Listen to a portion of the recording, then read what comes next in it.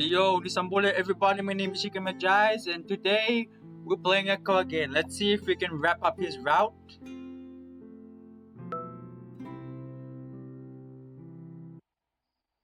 Okay, let's go. We try to keep off the road and brush off our way to Duke's house. Despite our situation, the biggest thing on my mind now is ticks. Funny how the mind works. The faint shouts and yells coming from the town are more frequent now. Another pop comes from that direction. Reminds me of the gun Kudzu has tucked into his waistband. He's never used one before, and it took us a solid couple of minutes to decide if he should even stick it there. Another pop. I can help but think that's where the motel is, where Jenna might be. Here though, not much is out of place aside from the smell of smoke in the breeze. Is there like a shooting happening? That is until we come across a body hanging from a tree about 100 yards from Duke's house. I'm the first to notice it, and when I do, I gasp and instinctively reach the kudzu. He catches my hand and looks up as he holds onto me. It's high up, maybe 50 feet, but from the markings on the fur, I think it's a fox. Jesus. Kudzu whispers next to me as I look away, feeling my stomach turn again. What the hell? How did he get up there? I look back and see that he's hanging by his wrist. I don't think he could have done that himself. Yeah. Go stare up at him for a little while longer, long enough to notice the long vertical slashes down his. Oh! Those are the same cuts I saw on the other guy. Kudzu whispers distractedly. But who put them up there? I don't know. Kudzu's silent and I keep staring at the guy. The first dead guy that I've ever seen.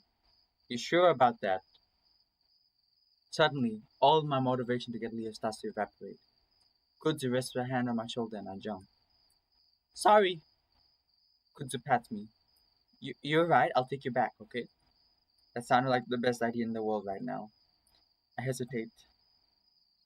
When I think of Leo, I imagine him the same situation I was in with Brian. Duke didn't seem as fucked up, but I had no idea what he's capable of. The thought makes it feel like as if my heart is dropping to the ground, so I grit my teeth and shake my head. No, I'm okay. Kudzu looks at me closely, then nods. Okay, let's move back towards the road, though. I don't think anyone is around here right now. I want to move towards the road, mainly because I'm actually starting to worry that moving further away from town is really dangerous. Duke's house is dark as we approach it. As we get closer, though, I see flashes of light from a window well. We both crouch next to the house behind a small cluster of sagebrush. Alright, so all I can really think to do is knock on the door and see if he's there. I swallow. You stay hiding, of course, but if he does come out, I don't know. I may try to put him down right there. Then I come out ahead. Kudzu lets out a low chuckle. Yeah, but again, I'm not sure if that's what I'll do. We might be able to talk it out with this. Yeah, I don't have much faith in that plan. But if he isn't there, well, we'll probably go in and find Leo. Alright? Okay. My heart rate picks up as I realize how close we are to making this happen. I start to have second thoughts. Maybe should we at least look for the sheriff? Maybe she would have gone straight to the motel? Alright. I can tell Kudzu's nervous too as he wipes his hand on his tank top before standing up slowly. Just watch from here. If he comes out with his gun though, I'm not gonna try anything. He hesitates. And if I get shot or something, don't help. Just run back to my house and start looking for your other friends. I guess. This guy is loyal as hell. I shouldn't sacrifice himself like that, but now I'm really starting to feel unprepared for all of this. Everything is moving way too fast. There really isn't any time though to save Leo as soon as possible. I mean, given how strong he is, do you think he really needs saving? I mean, it's good to save him. I'm not saying you shouldn't save him. There's no telling what Duke might be doing with him. I don't want to know either. As Kudzu starts to move away, I get the urge to hug him. Aww. He's done so much for me already. Saving me and not trying to save Leo. But by now, he's already halfway across the yard to the house. I hold my breath and watch as Kudzu's dark form melts into the blackness of the house. It's like he's been swallowed up in it by a wave. After a few moments, I hear him knock on the door. I listen, trying to breathe through my mouth instead of my whistling noise, so I can better hear what's going on. Kudzu knocks again, much more loudly. Hey, it's Kud, I need some help. I look up and down the road, worried someone's gonna hear me shouting. There's a slight rustling behind me, and I look back wide-eyed. I don't see anything at first, but I feel like there's a shape behind another growth of sagebrush about 20 feet back. Something crouched, the moonlight defining its shape through the bush. I squid completely stopping my breath. Looks like it has a tail, a really thick one, like an otter. Was it Dale? I can't. Is it us? I can't tell if it's really a person though. Chase! Kudzu whisper shouts, and I jump before stumbling to my feet. The shapes behind me don't move at all, and I try to reassure myself that it's probably a rock. I jog over to Kudzu as he tries the door, trying to not think too much about what I just saw. Locked. He looks around for a while, then starts moving down the side of the house. Look for a window. Are we gonna break one? Maybe. Should only take us a few minutes to sweep the house, then we can get the hell out. We quickly spot a window on the back of the house. Kudzu looks in and bites his lip. I'm just worried that Duke might still be in there with a gun or something. He bends over, picking up a sizable rock. Well, not much choice. If I say run, got it. A nod and Kudzu lifts the rock above his head before smashing into the window. Sound is probably the loudest fucking thing I've ever heard in my life. I cover my own ears like that's gonna lessen the sound. Kudzu jumps to the side, away from the window, reaching back to hold on to me. The fur on Kudzu's body freezes up and I see his ears perked up, as far as they can go. Once the final tinkling of the glass subsides, we both listen. My ears are ringing, but the only other sound I can hear are the chirping of the crickets. Finally, Kudzu lets out a soft breath. Alright, let's go. I help him push out a few more shards of glass. Once that's done, the Raku hoists himself inside, very carefully maneuvering around the sharp broken edges.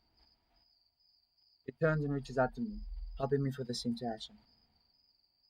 Even though I'm trying to be careful, when I bring my arms in, it drags along the. Ouch! I grimace, the fury pain taking a moment to really set in. Shit, you okay? He grabs my wrist so I can pull my arm up to examine it by the moonlight and sucks in a breath. Oh, fuck. You might need stitches for that. That's when I see the blood start to ooze up from the. Oh no! It's only about an inch long, but the amount of blood oozing out is surprising. Damn it! I'll take care of it after we find Leo. I pull my arm away, despite Kudzu still trying to take a look at it. Alright, I'll see if we can't find something to wrap it up in. Kudzu starts fumbling across the wall and finds a light switch. I'm surprised to see a fairly quaint and tidy home. Unlike Kudzu's trailer though, there's barely anything in it. There's a single sofa and a very old-fashioned TV, in what I presume is the living room. There's a fireplace and a few dirty-looking chairs on the other end of the room. In front of us is a long hallway with a few doors on both sides. Alright, check every room and door. It's not a very big house. Kudzu sets off down the hall. Look for stairs. I feel like he's been in the basement. As Kudzu goes into the room to the left, I peer onto one to the right. It looks like a bedroom with a single twin in the middle of the room. I take a few steps in, looking around and not seeing anything else. When I turn back, I do see some picture frames hung out on the wall. It seems kinda odd for someone like Duke to have those up. The picture, I see a much younger Duke, or look at least a pre-meth Duke. Next to him is a female widow, with her smiling small compared to Duke's two very big. She's in the three other pictures next to that one too. Is that his wife? I would have thought anyone would want to be with Duke, especially someone as pretty as Fabrizio. I move over to the next room and this one is completely empty, painted white. Next door is the last one on the right side of the hall. This is the only door that's closed, unlike the last room's door. It's taller and seems to be a bit thicker than the other doors. When I try the knob, it's locked. Kudzu! I whisper, oh, mute. Kudzu pokes his head out from the door just behind me. What's up? I point at the door in front of me. This one's locked. Kudzu stands in front of the door and pushes his ear to it. I see his hand up in front of the crack between the door and his way. Then he reaches out to my hand and pulls it up. Looks at me. Feel that? Pat said no, but that's when I noticed blue colored blood drop from me. It's kind of cold. The basement. I bet my ass that Leo's down. I swallow. Should we try to open the door or something? I don't. Could just uh-oh. It's Duke. What? That's when I hear it, the crunching of gravel. Kudzu grabs my arm and starts pushing me back down the hall towards the back room with the broken window. At that moment, I hit the knob turb, and suddenly my path changes direction as Kudzu steers into the room on my left. It's one of the rooms I had unlocked to myself, and see that's a storage room. Boxes are everywhere, and it's a bunch of junk. I guess that explains why all the other rooms are so spotless. That he's not using his basement for storage. Kudzu looks around desperately for a moment, then puts me behind a mound of boxes just as I hear those doors swinging around. The problem ain't he got away. Duke's practically screeching when he comes inside as he's been waiting to be indoors inside as he yelled. Underneath, Duke's pattering feet on the wooden floor. I hear two loud thumps and I know immediately who's with him. Brian. My blood runs cold and my breathing seems to stop. Weird that they're able to even hear that. If he's behind all this, he's gonna make things so much worse. Huh? Hear a non-committal grunt from the bear, and I shudder at the sound of his voice again. I feel a light touch on my back as Kudzu rests his hand there, trying to comfort me. What do you mean, huh? You like the dreams you're having right now? 'Cause trust me, it's gonna get a hell of a lot worse.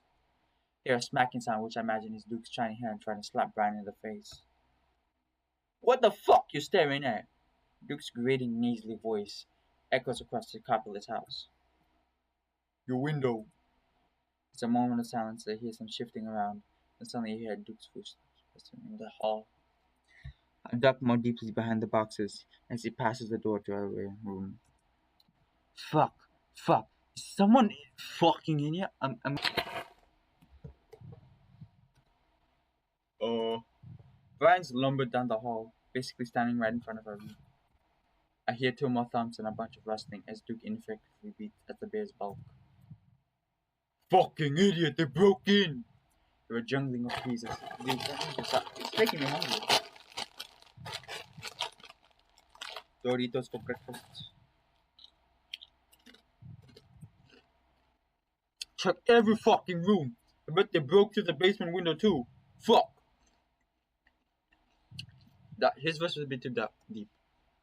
Now that he says it, breaking through the basement window might have been a better idea.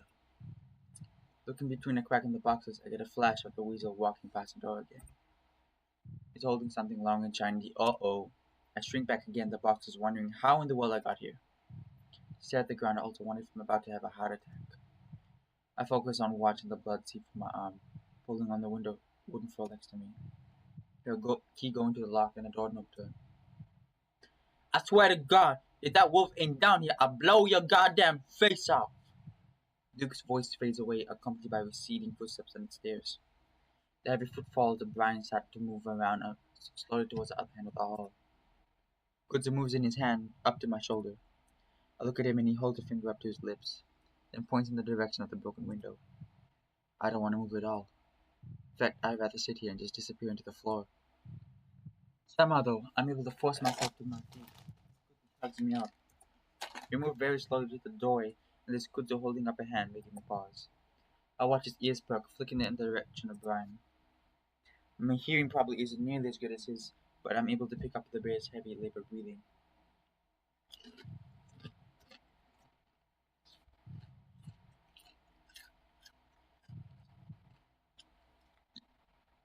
I hear some shuffling, then more heavy footsteps.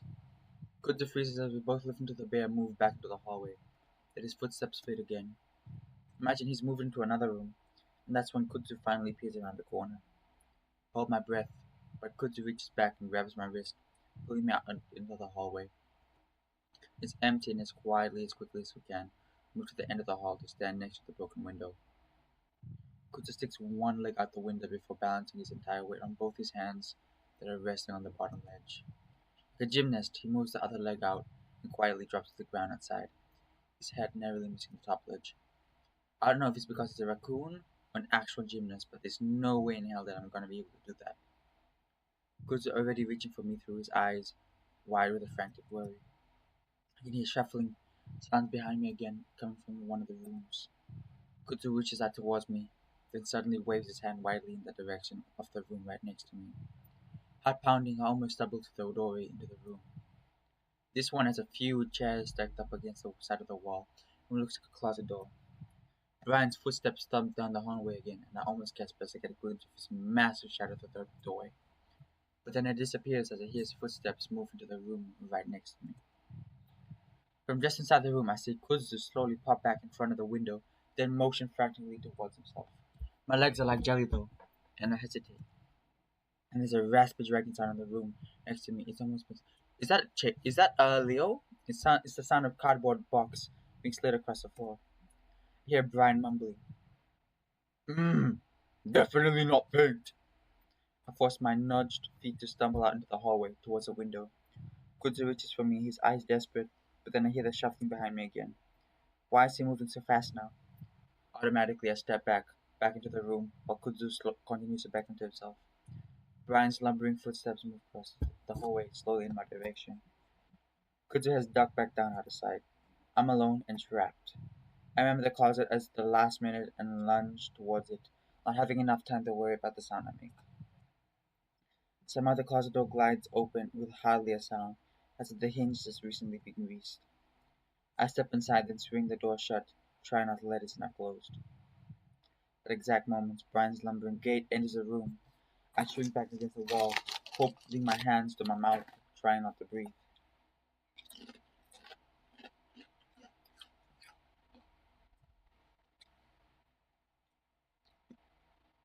My heartbeat is so loud, it's the only thing I can hear as it pounds my ears. I hear coughing and grunting coming from behind the door, then it goes quiet. I wait unsure whether the bear has left or not. Slowly, I walk up to the door, pressing the side of my head gently against it. I listen, trying to see if I can hear anything. I swallow, then reach up to the rest of my hand on the doorknob. Think about making a run for it, maybe trying to dive through the window. I might get hurt, but if I'm able to get away, I wait for what feels like 2 or maybe 3 minutes. It's completely silent on the other side. I wait even longer to the point where I'm sure there's no way someone like Ryan could keep that quiet that long. So slowly and slowly as I can, I pour the door open, and immediately comes into contact with something on the other side before it's even a foot open. It's soft. Whatever it is, and the door almost bounces back from it. I wait for a moment, then as I'm starting to realize what just happened, uh-oh.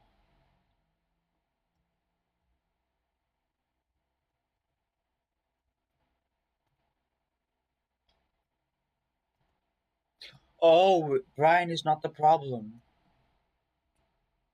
He grins. Hey, you! I can't respond. So I press back to the closet, flattening myself against the wall, so he reaches out to me. Still, there isn't much I can do as he grabs the front of my shirt and yanks me out of the closet. Starts to pull me towards the hallway, and I stumble into the hall, and I'm finally able to start trying to move again. Seeing the window, I lunge towards it, but Brian's grip is too strong. I hear a few popping sounds as some threads in my shirt give out, and Brian yanks me back frantically. Everything goes black, and something massive knocks up against my face. And the next time I knew, I'm thrown down the hall, flat on the back, staring up against the ceiling, watching it slide sideways above me, spinning above a treadmill. My right foot is hiked into the air, and I realize that Brian's dragging me along the floor now, back towards the end of the hall.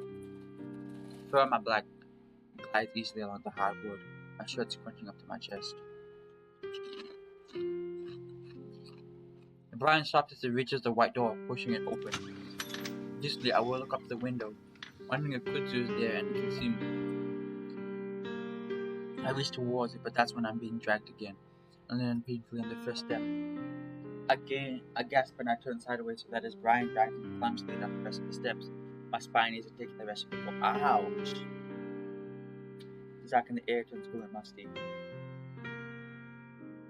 It's putting us into the basement.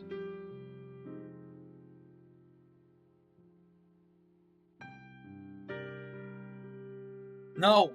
I'm moaning, trying to grab something, anything to stop me from being pulled deep into the basement. I manage to latch into a wooden beam next to the stairs.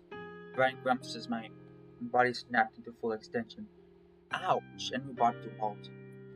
Come on, let's go! I keep clinging to the beam, imagining that any moment Kutsu's coming to come running down the stairs, gun in hand. That comes to an end as Brian kicks me into the chest. I let go with a wheeze. You know you're the one making this hard on yourself. Why are you kidnapping us in the first place? Is it because we've caused something like a supernatural thing? I swear to God, if you're lying to me, Leo, I'm gonna paint the ceiling with your fucking brains. He's with us.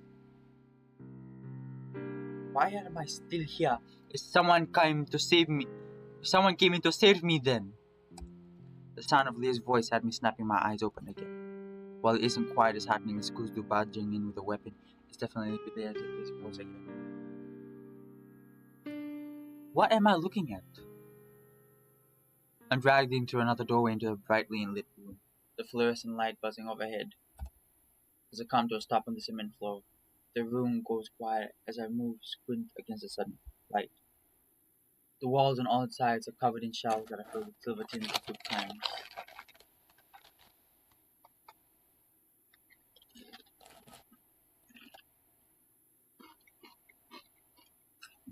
A storage room of some kind. Hello? Duke is standing in the middle of the room, next to a metal chair staring at me. That chair is Leo. He did not look like he was in a chair. His arms are down on his sides, and I can see that they're both handcuffed to the sides of the chair. It doesn't look like it, but I'm gonna go with it.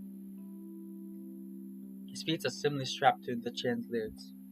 His face shows a one of shock as he also stares at me, open mouthed. I stare back, even feeling weirdly self-conscious as everyone watches me. Duke breaks the silence. I knew it! Duke is snarling, but he's not at me. Instead, he's looking at Brian, his lips drawn back as he growls. This is what the fuck happens. Brian scratches his ear. Oh, what happens? Duke kicks at the air with his foot before stamping down on the hard cement that makes up the floor of the room. This! Leo wasn't supposed to know. He got away. Well, I caught him, so what's the difference? Duke lunges at Brian, swinging his arms a few times to beat his fists loosely against the bear's bulk. Brian flinches back anyway, letting go of my foot.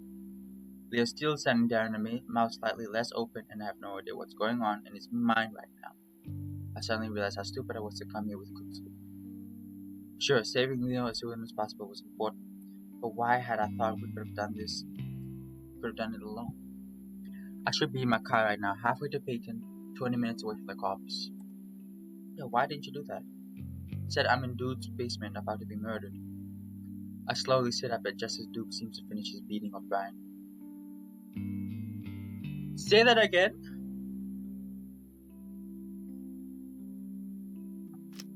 Okay. Sorry. Scuffle. Yapping, he turns back to me. Fuck, well, if you're here, I guess we'll just have to make use of you. What are you gonna do to us?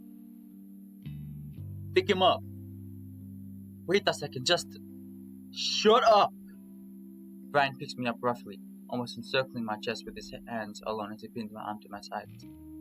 Holds me in front of Leo, and Duke stands to the side between us. It's only now that I notice puffiness in Leo's left eye. Some crescent blood near his brow with some more coming from his lower lip. It's not terrible, but it's clear he's been hit a few times. As I watch him, I can see the fear in his eyes reflected back at me. That alone almost scares me more than the situation we're in. Not smirking anymore, are ya? Duke bares his teeth in Leo's distraction. Been trying to wipe it off your face the whole time. It turns out this is all what I need to do it. Duke gestures at me. You're a little fuck, gotta, huh? Whoa, okay. Why are you here? He mumbles it almost to himself. Duke leans closer to the wall. Why didn't you run if you got away? Leo opens his eyes and looks straight at me. I don't know if he expects me to answer, but the look of defeat on his face makes it feel like I have to. We wanted to save you. We didn't know where you were or what was happening. Who's we? Who is we? Uh-oh. I mean, all of us. I saw some of my friends out there before I came here, but I'm alone. Duke studies me closely. I think he knows. Was there anyone up there, Brian? Brian is lurking behind me, letting go of my shoulder occasionally to rub at his chin. Didn't see nobody except this order. Duke. This is crazy. Leo enunciates each word through gritted teeth. his muzzle lowered so that he's looking up at the Duke eye to eye. Look at this! Look at everything you've done! It makes no sense! Duke lets out a high-pitched laugh. Crazy? You know what's crazy?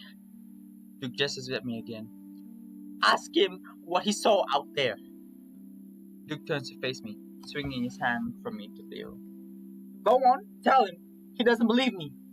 The corner of Duke's eyes seemed to have a mind of its own, like there's some kind of leading creature under the surface writhing around. Was it a little crazy? I stare at the Duke entranced until Brian gives me a quick jerk. I saw a body. There were gunshots. Duke giggles. And that ain't the half of it. House is on fire. People eating each other. You think I'm crazy for shooting Janice? But if you knew. But how the hell are we supposed to know why that is? Leo leans forward as he bonds let him. The experiments were almost bleeding with blue. This started when you got here. That sounds a bit racist. That doesn't mean shit. Does this? Uh-oh. Uh-oh. Oh, Christ. Don't point it at me.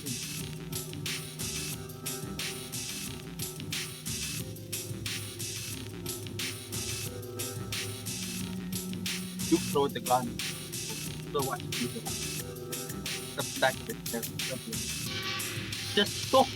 Look, I do not know anything. Compliment at the wall. Down. Oh, he looks at me.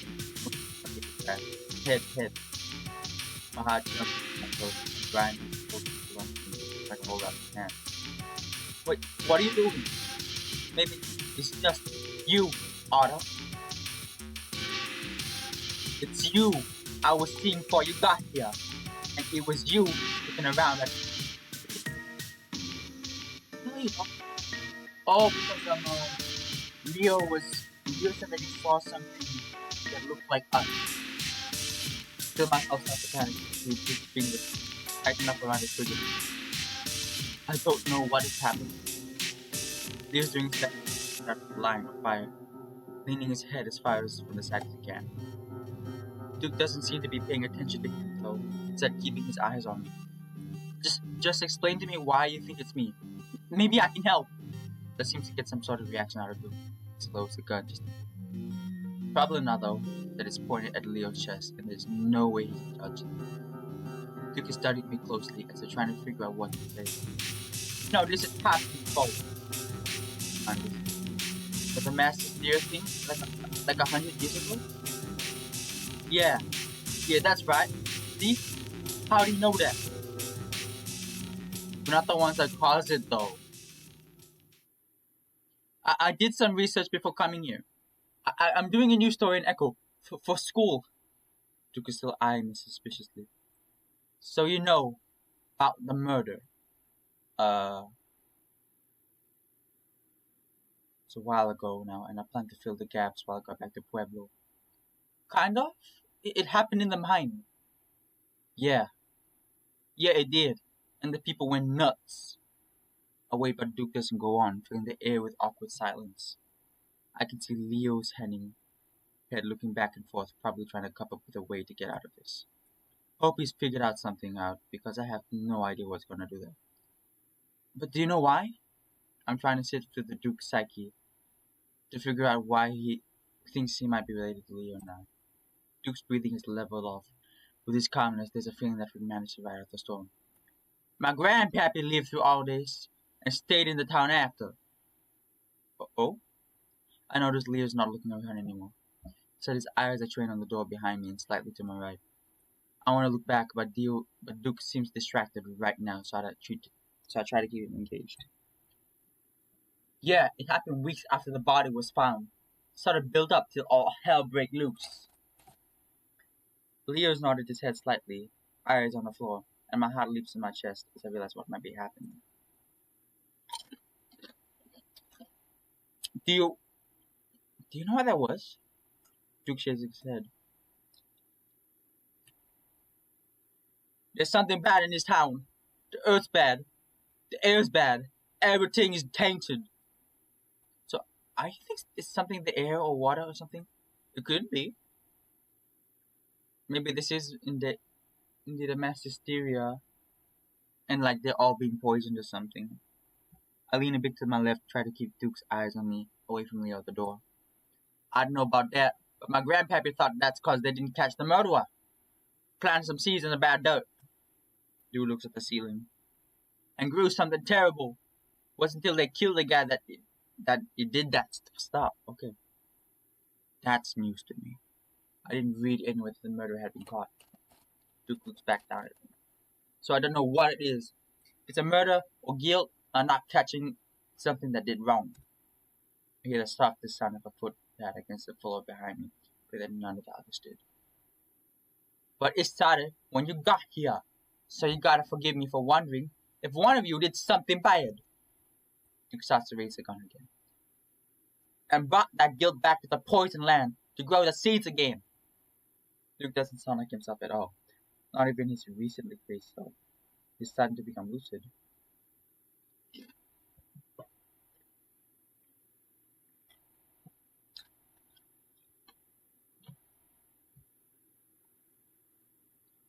What was the kid's Sydney?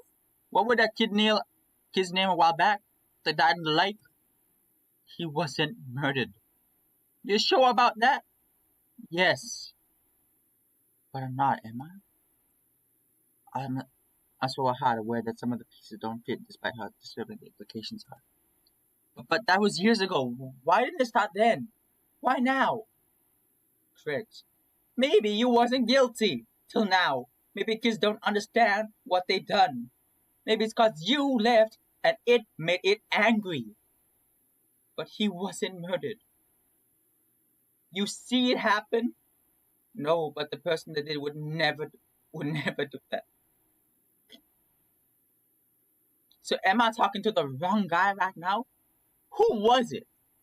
I look over to Leo again, swallowing us. Who was it? Duke starts to raise the gun again. What happens over the next minute? Too fast for me to even comprehend until it's over. Derek goes out to the basically staring at David. Full speed ahead. The line of oh. Launches itself at Duke, slamming into the window like a painful crash. Flesh in the middle of concrete. Wouldn't the bear do something to stop it though? Oh, he's attacking you.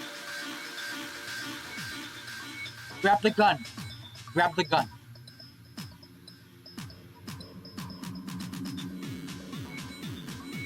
It's good too. Both hands on me.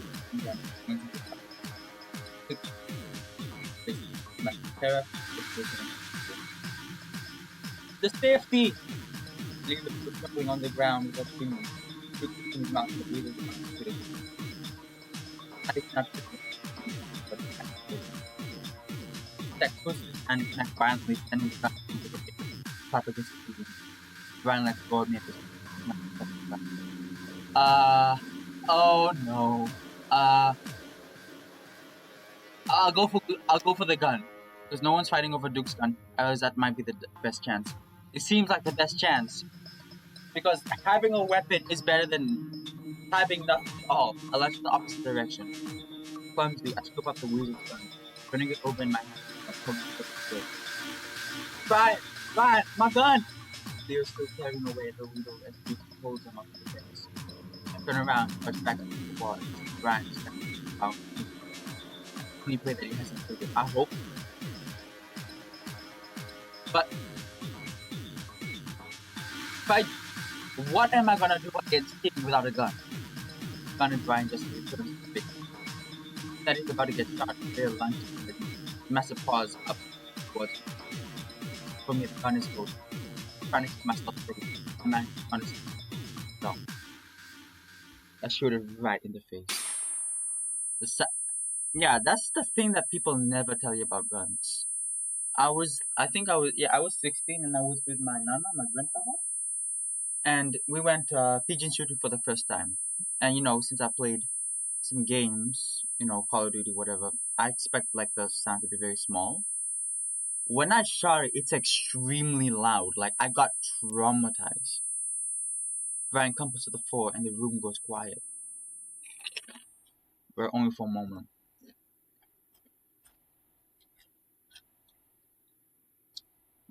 That should have killed him. That necessarily should have killed him.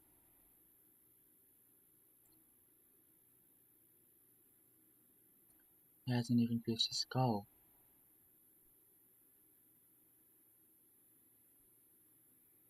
I stare for a moment, wondering if I should run after him, but I snarl next to me as I'm holding the gun, Duke instead. Leo is still tearing into his arms as Duke hollers at the top of his lungs, trying to cover his face. Leo, stop! I've got the gun on him! Leo looks up at me with his wide eyes, pausing for a moment before slowly letting go of Musclet's arm, bloody drool hanging from his chin. I try to ignore that and keep the gun trained on Duke's head as Leo flops to stand in his chair.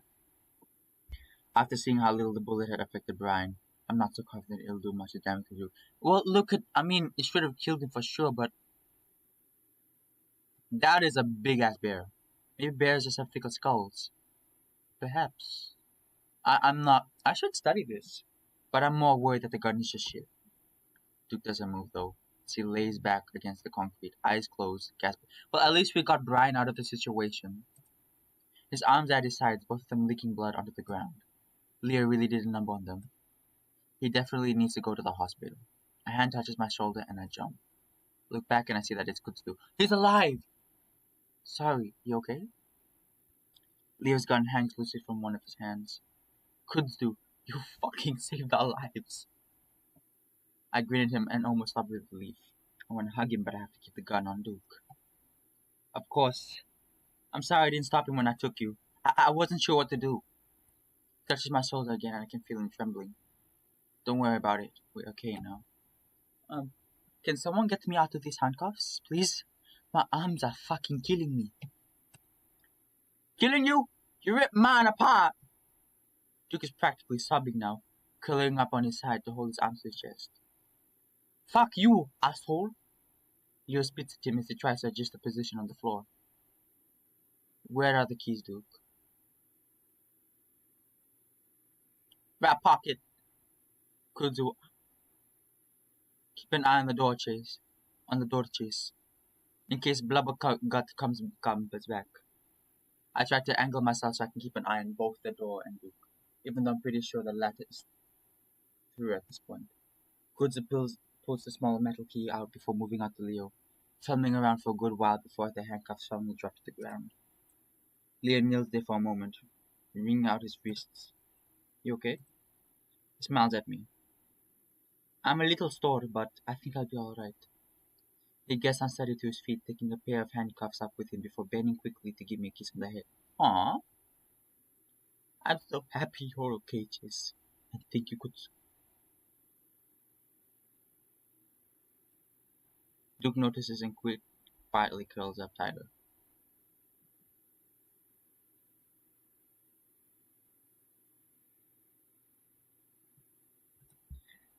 I was just trying to help everyone. Ah! Leah grabs him by the bloodied arms before yanking him violently from the feet. The weasel screams double as the wolf twists those arms behind his back, handcuffing him. Why the hell do you have so many handcuffs anyway? Okay, there's two reasons. Either, as the name suggests, he is the Duke, like the actual Duke of the, or like sheriff of the actual count of the actual place. So he used to be a cop or something, or it's a kinky thing. I don't know.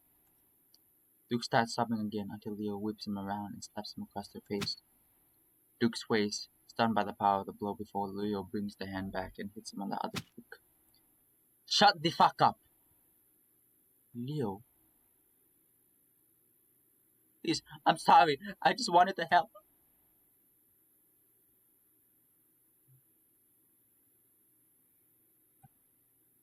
While Leo's violence is a little disturbing, it's almost comforting to have him throw his weight around after how the weasel had treated us. Kuds on the other hand doesn't look comforted at all. He's still traveling from the earlier part. Yeah, that's gonna be a lot of trauma. Careful, Leo. Let's just take him to the cops or something. Yeah, that's a good idea. Kuzu looks over to his shoulder and the door. Going to Peyton was probably a better idea now that I realize how messed up everyone is. Yeah. I mean, if that monster they're all talking about isn't real, would have been better to risk that than get involved with these idiots. I haven't even thought about the supposed thing keeping everyone from control. What is keeping? Is it like a it situation where it's like a force like Pennywise keeping everyone or preying on everyone?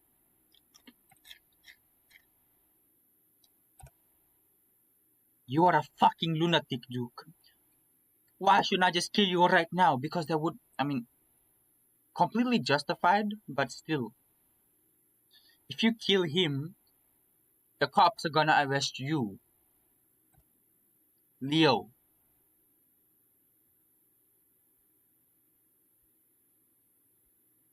Now explain to us, what the hell is going on? Tell the truth, and maybe I'll let you go. Don't let him go. Put him to the cops. I won't kill you, at least. He's trying to make it clear to me that he's just trying to scare Duke. That's what I hope. I hope that's what he's doing. I already explained.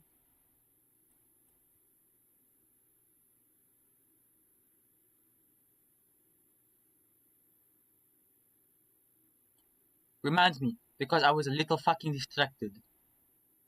Good decides up next to me and sets his hand on my shoulder. You wanna watch the door?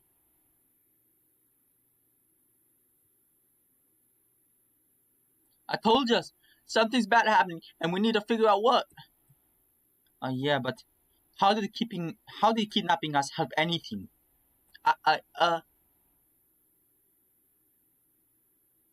Last time this happened, it might have been caused by murder.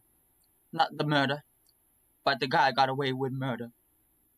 It's a moment of silence. Okay. But then from Peter's route, we learned that we're the ones that accidentally killed Sydney, and we were just a kid.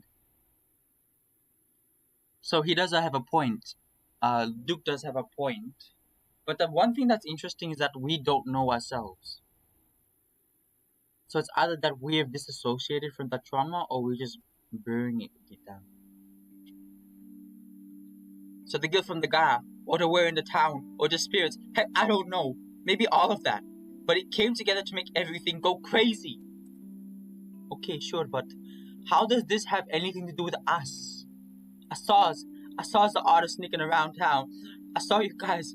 I saw you before you saw us. They got there. Back again, see dude looking at me. So is Leo. Seemed kind of fishy to me, so I thought he might have something to do with all. Was my only lead. Look back again and see that he's still looking at me. What is it? You told me yourself, Leo, that you saw him sneaking around too. It was someone else. How the hell do you know who that? What are you guys talking about? Kuzu, can you watch the door? If you remember, Chase, I told you about how I thought I saw someone out my window that looked like you. It could be another otter, but then... Yeah, Sydney, the guy that died, is an otter as well. So it's either his spirit or something, because we also see that while we were in the kitchen running away from the guys, we see like the evil version of ourselves. Got drunk with this asshole and accidentally told him about it too. But we both saw it. Isn't that a little bit strange? Some otter came by town that looked like Chase. What the hell was it? What the hell else was it? Leo glances back at me and I feel like there's some doubt in his eyes. I mean, you weren't even here, right? Of course I wasn't. I know. Just making sure. Leo turned back to Duke. Why would that mean anything anyway? I've heard stuff about doubles, like doppelgangers or something. Doppelgangers? Sure, but people talked about that shit happening back then, seeing themselves and stuff. Okay, so if you believe that shit, why would it mean Why would it mean it has anything to do with anything? But my grandpappy said that the guy did was in 2 or 3 places at once sometimes. Someone wanted to sound all sorts of a bit of information. Sounds like a lot of shit to me, Duke. I'm just telling you what I know. So what is your solution to all of this then? I don't know. It stopped when they got the guy. Yeah, the vibe of this reminds me, like, for this specific route, it reminds me of Breaking Bad. But then, like, the whole thing is starting to remind me of what is it, Silent Hill and It by Stephen King. Leo, stop it. Me? This fucker wants to get the chase. They do think the only way to stop all the problems is to town is to kill him? Duke. The problem with your theory is that Chase hasn't killed anyone. Right, Chase? Did... Of course not. Of course not. Whose voice is that? Is that our conscious? Yes. Or maybe he can do that in a fucking jail cell. We'll go back to my van, then we're going to get the hell out of here. If we can, I'm still not sure about the thing. The mayor was talking about. What? What thing? A monster or something. The mayor told us he's killing people that are trying to leave. Has the town really gone that fucking insane? There were bodies. Jesus. Well, it still sounds like bullshit. But if there is anything, we'll be fine if we live in a car. Yeah, you're a mechanic. You can fix one. Even if our car breaks down or something due to some supernatural bullshit, you can fix it up. Like, get, get some spanners, get some wrenches, get some wheel nuts, get some spark plugs, get some timing belts, get some oil, get some water for the radiator, get everything that you can. I know that sounds very exaggerated, but I think, given the situation, you might as well just do that. Sure.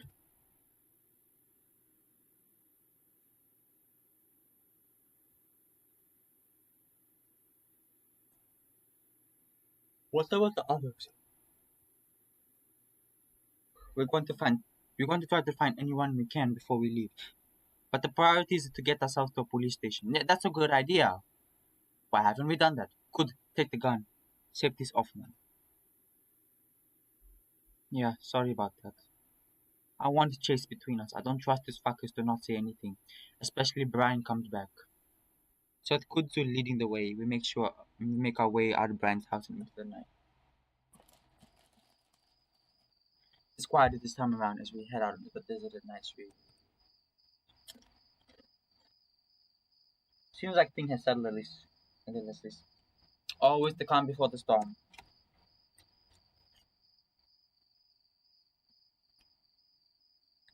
Kudzu's fur still bristled out the back of his neck.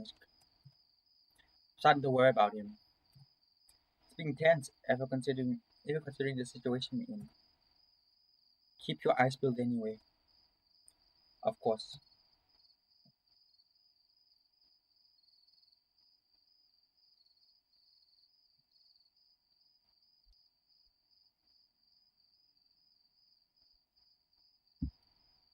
One of us is giving up or he's planning something. Hopefully it's the former. I'm not really seeing anything out of the ordinary here. Trust me, things are fucked up. We pass the diner, the moat-like glinting softly off its metal edges. A dark, sick feeling sets in as I stare at the black windows. That's where it all started. Should we check to see if she's still there? Janice! Don't. See why we need to do that. I don't know, to tell the cops about it or something. If the cops haven't been there, then I'm sure she's still in there. No use looking inside. Yeah, oh no, she's murdered. Hey, it's going to be alright. Okay, alright? Not for Janice. Leo doesn't say anything to that as we continue down the road. Keep moving. I look behind me and see that Duke stopped, still looking back at the diner. I see something. What? Looking back at us. Something. Look at the diner, but I see nothing moving in the windows at the front. It's way too dark to see anything in there anyway. Leo prods at Duke's back, but the weasel refuses to move to the spot. Am I going to have to carry you?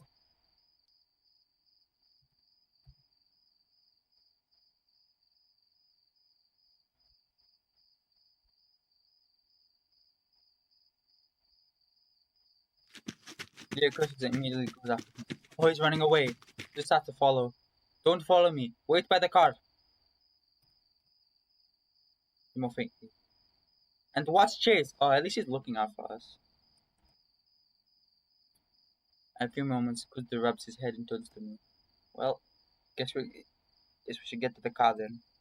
We are not really worried that Duke can do much to Leo, but rather they turned into something that they could. Shouldn't be that hard to catch him. He's in handcuffs. Duke can be fast when he wants to be. Also, isn't he like very lean?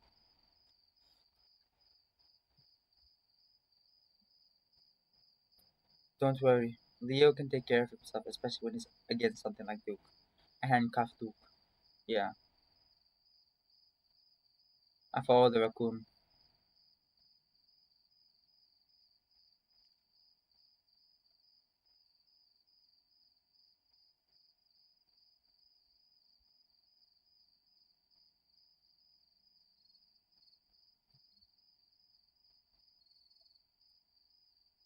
Hey, we should check out June. Check out our room. Jin or TJ might be there, even maybe some of the others. That is a good point. Yeah, we should, but I think we should wait for Leo. I don't really trust anyone right now. Plus, he's implying that one of my friends could have gone insane too, and I realize I can't blame him. From what I saw and what I've heard, TJ might be acting the same way as Duke. That thought caused my stomach to. Is that what he was doing in my last playthrough with TJ? He like acted like he was possessed, so maybe that was. It's all connected. That is so cool. I need to read more stories like this or games. Okay.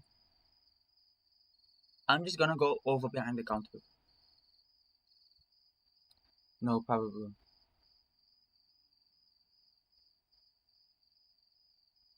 Cool. Be right back. Kuzu does a little jog away before disappearing around the corner. I lean back against the door of the car, swinging the key around the finger. It's completely quiet now, and I haven't single gunshots we got here. At least the student. Yeah, that's a good point. Or maybe they just realized how ridiculous the mayor story was enough. I hope it's the latter.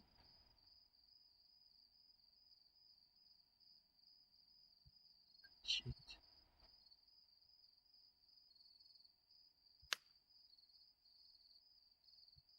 Leo? My voice comes out of a whisper. There's definitely something there. Its form stands out as a shade dark in the trees behind it. It might be a bush, but it looks thin like a person. I squint in it, and that's when I see the glint of two eyes in the darkness. I freeze. Whoever it is, they're not responding to me, and it's definitely not a good sign. As they said that I'm just going to move until Kuzu gets here. Yeah, and if it does move, I'll just run over to where Kuzu went. I don't think he'll mind catching me with his pants down when there's fucking psychopaths chasing after us. I see a thick tail switch out to the side of the dark thing. A thick trail? Slowly, I feel behind myself with the key out of the car's door, sliding the key in and unlocking it. Actually, I'll just get in the car and. Footsteps to my right. Duke, his eyes wild. He's on. Slams at me so hard that I send the asphalt with impact. Rattles my skin. I roll over groggily into Duke's pencil, hands from the back. Somehow he moves his handcuffed hands behind in front, so I don't have my keys anymore at the same time that Duke comes up. He's in hand. Kudzu! I yell, reach for Duke, dodges away, throwing some kicks at me, weighing it hard. Fuck! How is he gonna get into the car? How did he start up the car? Duke!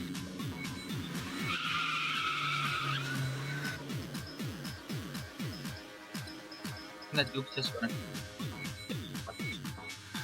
Idea what's happening. Lost. Chase! Duke screams at me, putting it no time. Car coming at me. To the left, right. Light, the light. I jump and land on the foot of the pack. I feel like my body is falling into the air. Just the stairs anymore. Then I land. Oh! The desert stretches and winds into the distance, rising and falling into the mountains. Valley. What are the wind chimes?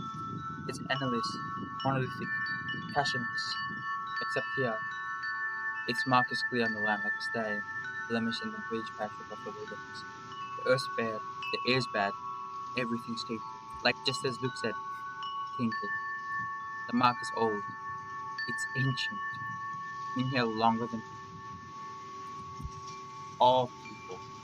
Is this like a situation where like it's kind of like it where like the monster or like the things that are happening have been there since the beginning of time? They knew it too. Everyone who's been here knows it. So do you, even though you're not from here, you're drawn to Spain like all the other people on the planet that's planet itself. You can see it right through the other's eyes. See its influence stretch above you like a black tendril to the dark red sky. They stretch, search, reach for anything alive, to stain anything they touch. So it is. So it'll always be. Chase!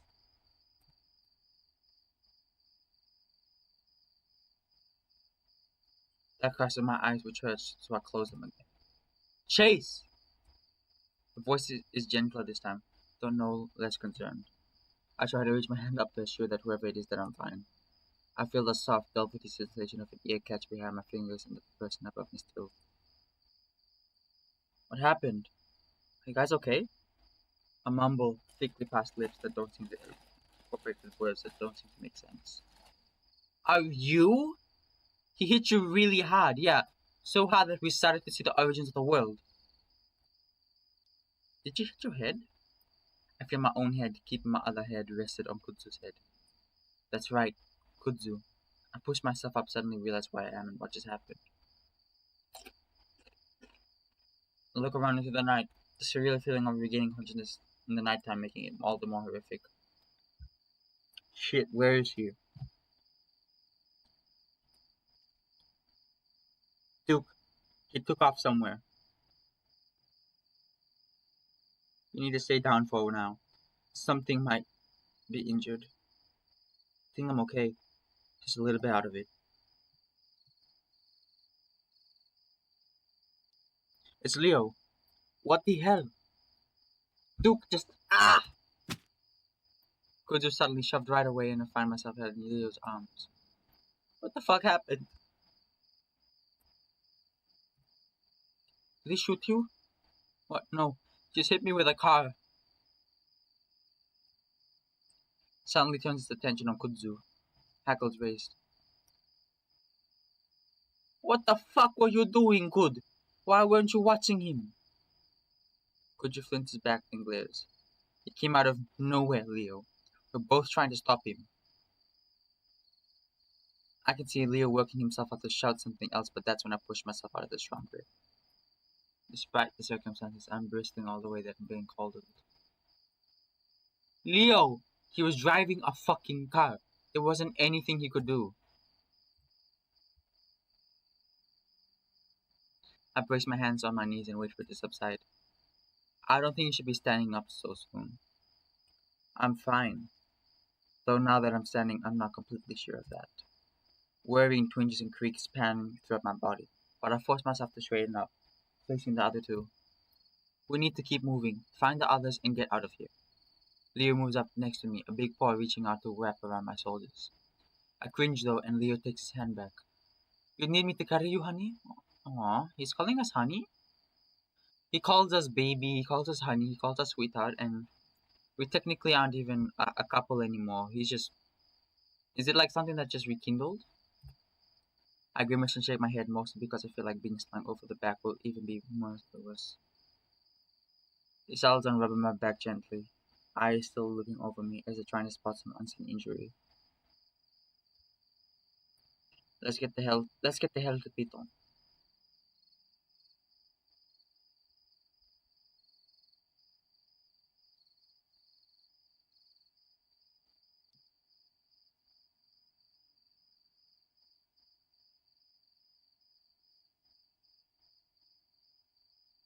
Even now in the situation we're in, I'm a little angry that it was my car that was stolen.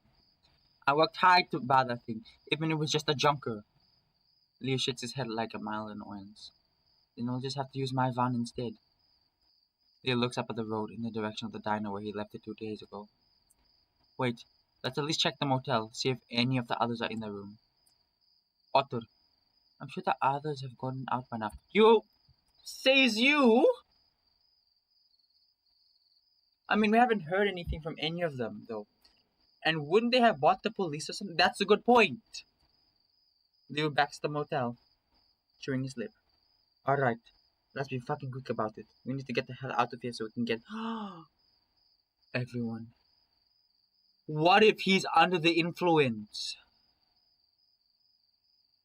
What if the thing that Duke was talking about, what if he's the one that's what if he's the one that's starting to be the danger here? Because look at how violent he was to Duke. Look at how violent he was to everyone. In the beginning, he seemed like an absolute red flag. He is still now. And he doesn't care about our friends. He only cares about me. He doesn't even care about Kudzu. He just shoved him out of the way, which is rude. He only cares about me. He's obsessing over me. He might be the one that's causing this. Maybe, I think Duke was right. Maybe I have something to do with Leo, and then because of me, Leo is the one that kind of causes everyone to fuck up. Yeah, real quick.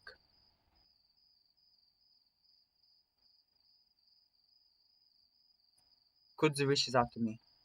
You need help. Leo shoulders the raccoon aside as he practically jumps to my side, gently pressing a hand into my back again. Stay close, Otter. I'm not gonna let something like that happen to you again. You're pushing him away!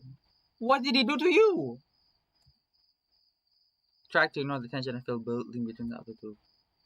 More than anything, I'm annoyed at Leo. Why is he acting? Yeah, it's the influence. Sure, he was always a little jealous, but right now, in the middle of the hellscape of chaos, I shake my head, allowing the wolf to guide me with his hand as it turns the corner of the motel. Kudzu stays close behind us, and I look back at him and give him a small smile to show that I at least appreciated his concern for me. He gives me a short nod back, but otherwise doesn't see anything. Like most of the town, the back of the motel is completely deserted as far as I can see. Another pop that's probably a gunshot echoes in the distance, but I'm just thankful they aren't happening every minute. Yeah, at least. I think it's something like The Purge. Again, I wonder if it's because everyone is dead. As fucked up as it is, I think that might be a good thing for us. As long as it doesn't involve any of my friends. We reach the door of the motel and my heart sinks again as I see there's no light coming from the window. Shakily, I raise my key card to press against the lock, only to accidentally drop it. I start to bend over to pick it up, but Leo puts a hand on my shoulder, speaking gently into my ear. Don't move, Otter. Why? Flashes green and I hear the electric buzz of the lock coming from my latch before Leo presses down on the door handle, then pauses. His other hand suddenly reaches out behind me towards Kudzu. Kudzu hands me my gun. I'll give you Duke's. But that's the... Kudzu stares at the hand for a moment, then jumps as if suddenly realizing what the wolf is talking about. Oh, right. Kudzu leaves his shirt, fumbling with her waistband for pulling out the gun. Hands it to Leo, who is in turn hands him Duke's gun. Okay. Isn't that the one that's the least effective gun? I wanna see like a game like this. Like not like a visual novel. Like this is a good game in itself. I wanna see it like in the style of Resident Evil or Silent Hill. Where like you actually get to move around and you have to fight people. That'll be so cool. Otter behind me.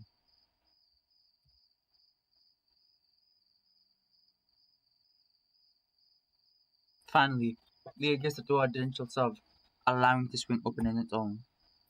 I can't see anything from behind Leo, but judging by the look of Kudzu's face next to me, they don't see anything. I really like why as Leo solo reaches inside and flips the light switch. I can't resist and peek around Leo's bulk into the motel room. I don't know what I was expecting. Maybe a blood-spattered room with all of her friends' bodies piled in the middle of something. Said though, it's basically just how I remember it. Oh, that's good, so they left.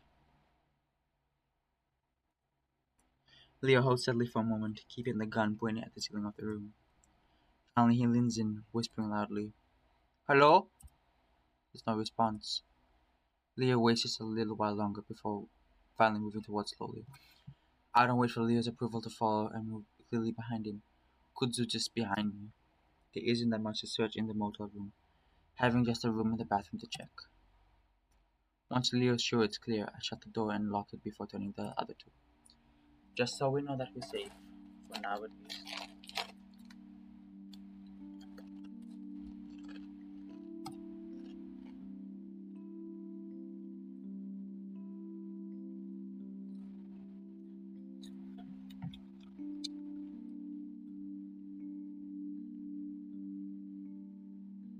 We got to keep moving, Chase. We should head to my place now. I opened Jenna's laptop on the table, pushing the power. Yeah, let's see what they're doing. Come on, what are you doing? Checking the internet. I was hoping to. Well, let me check it with my phone. That's not gonna help us. It will. Because you call the damn cops.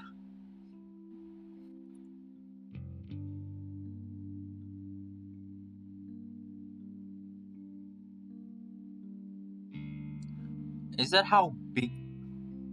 He sets the gun on the base of the table before rubbing his face vigorously with both hands. You okay? Saying Lee was being on edge is an understatement.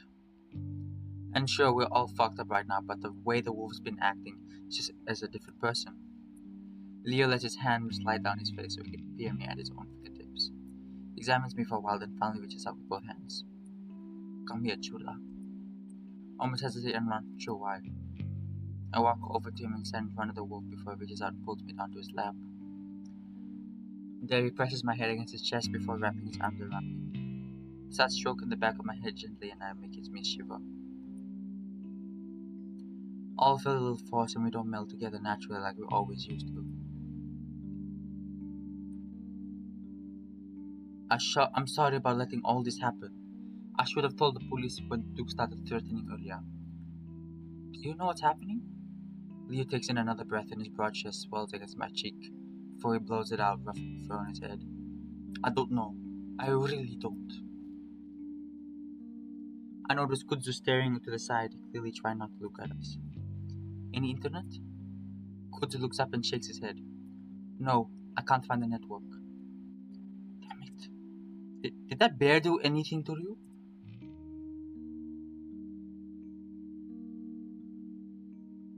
The hesitation in Leo's voice makes it clear that he's been asking, and it sounds like he's been wanting to ask it for a while.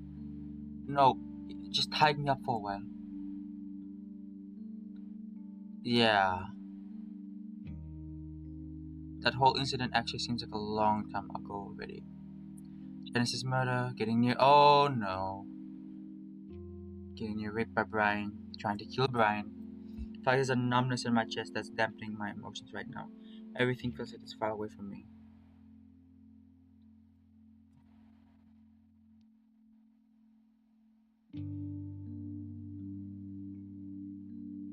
I wonder if that's some kind of psychological response. It is. I think you're just fawning, and it's all being fucked up after this is over. Probably. But I kinda welcome to the numbness right now. At least helps me deal with what's happening a little easier. Jenna will probably be able to tell me what's happening right now if she were here. Of course, that makes me wonder where she and the others are.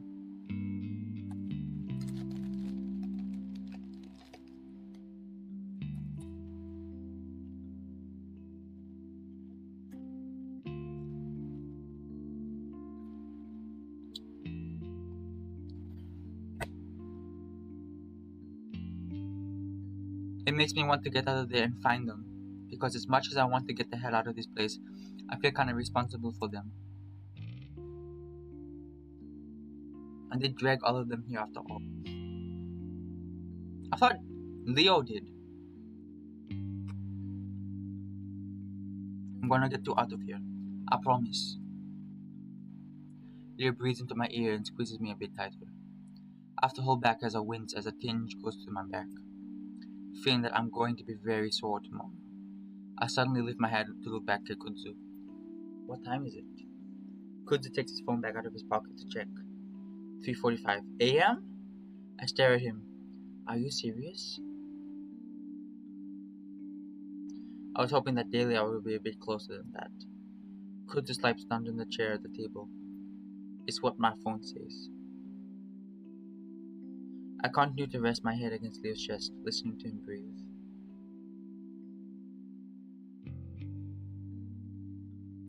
I glance up at him, seeing that his eyes are closed as he continues to stroke the back of my head. To tell him that we should get moving again, when I think I hear something. Snuffling sound like something's covering up their sniffling. I lay there against Leo, not moving as I continue to listen. A full 10 seconds go by before it happens again. This time I think it's coming from below us. I look up at Leo again, wondering how to tell my head something without saying it out loud. What is this? Yeah, he should be able to hear it as well, because his ears are also sensitive. Reach up and poke at his shin. Leo shakes his head a bit, around the poke him, but otherwise he doesn't open his eyes. Frown and reach up further, touching his cheek. He leans into it. Leo. He does open his eyes and I point at my own ears, mouthing, listen. I see his ears comically perk up, his eyes looking at the ceiling. I motion down at the bed. I can see Kudzu to the side of the chair, eyeing up curiously but not saying anything otherwise, thankfully. This time, the snuffling sound is quite a bit louder and I see Leo's fur run up the arms. There was definitely a person or something living and breathing and listening definitely came back from under the bed. I'm gonna get some food because this thing's really, really cool.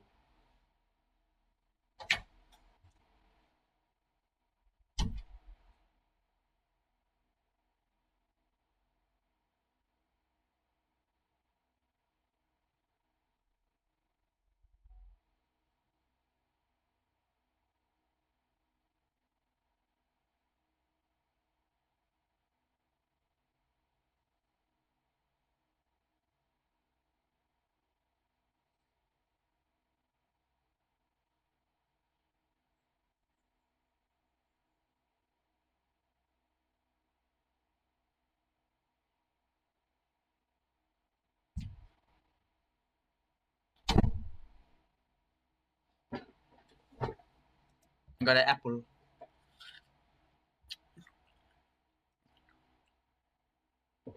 That is a good idea.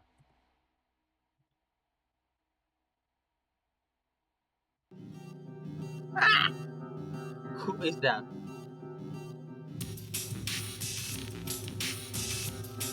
It's PJ. What the hell? Calm down.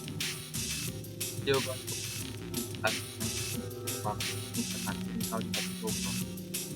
close to the not. PJ, stop. You okay?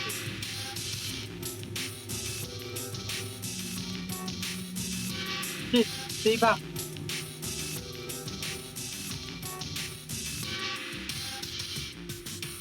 What the hell?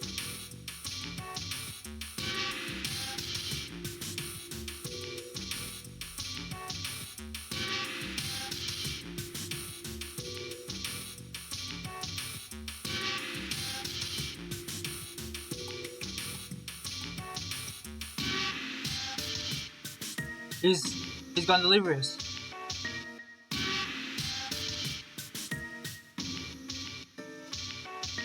PJ, stop fighting.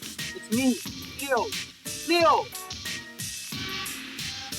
This punch is right. This is really yelling. TJ, it's me. It's your friends. We're here to help you, man.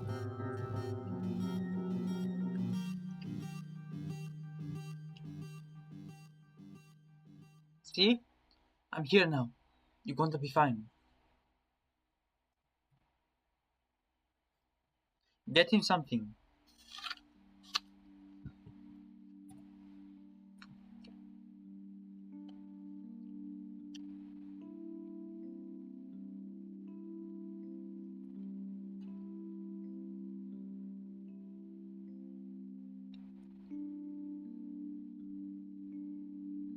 So he trusts us.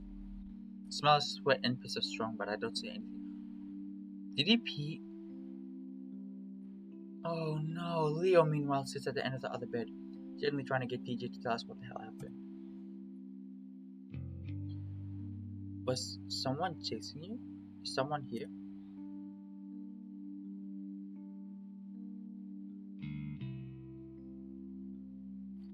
Oh, poor baby. He looks at me, then I see his face completely melted to his face, like he's been crying non-stop.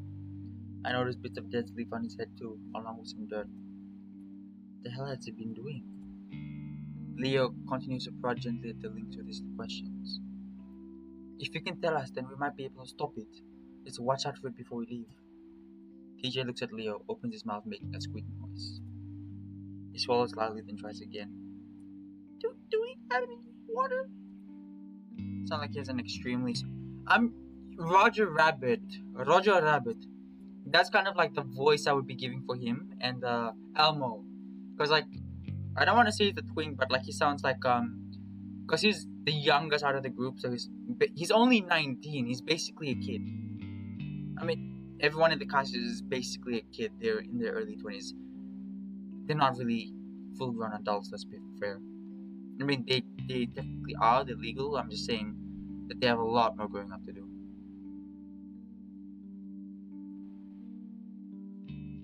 He grabs one of the small plastic cups before running the faucet.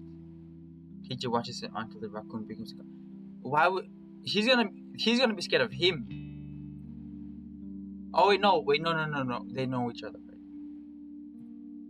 Well, watching intently is the loudest. He is dehydrated. Leo smiles encouragingly. Careful, don't drown yourself.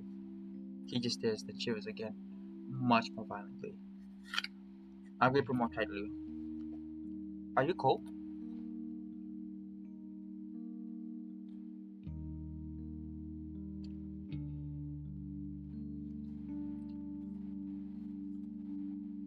Kinda, just not really. I feel cold, but. TJ wraps at his chest. Oh, that reminds me of that scene from Batman where like Batman is cold and he's like rubbing his shoulders, and then like the trainer guy told him, rub your chest. It's gonna your arms will work themselves. He's still trembling, and I realize he might be in shock. I don't know what to do for that. In every TV show, I've seen the person just given a shiny blanket while they sit on the side of the road. So I just continue to rub his shoulders in circular motions, trying to be soothing. At least that's good.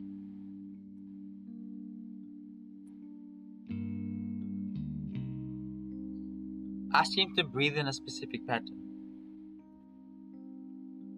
He holds up to the cut to Kutsu again. Could I get some more, please? You don't have to say please, man. Sure. Kutsu takes the cup delicately from TJ like the lens might break. When Kutsu moves out to the sink again, TJ leans towards me, whispering.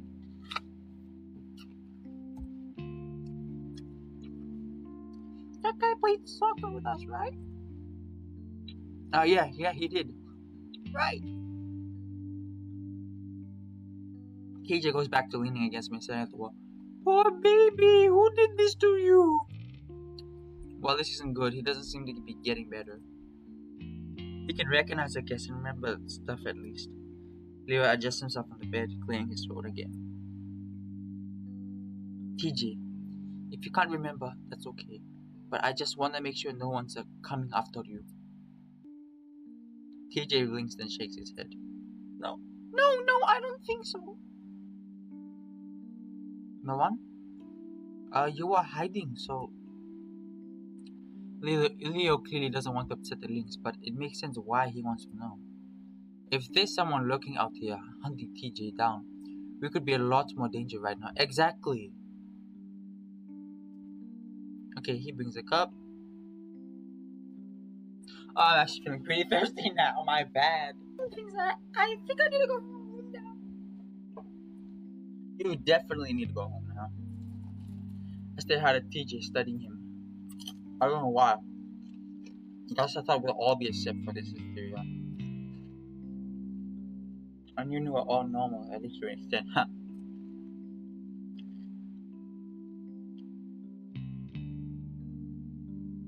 Then it's definitely not a normal thing. All crazy chaos seems too foreign, too different for it to affect my friends, people I know, that are grounded, normal people. Well, he clearly isn't normal.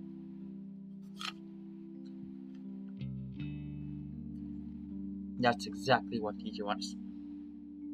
These two seem to be the most normal, like the Kudzu and the TJ. And now Leo stands up and on the step closer, sitting closer slowly next to TJ, the opposite side of his bed. We are gonna go home, TJ. We have to go on a walk to my car first. Leo reaches out and sets a hand on TJ's leg, and I'm glad to see that he doesn't flinch at all. So he's getting okay. It's really calming down. Okay. TJ suddenly opens up the blanket around himself, staring down at his clothes.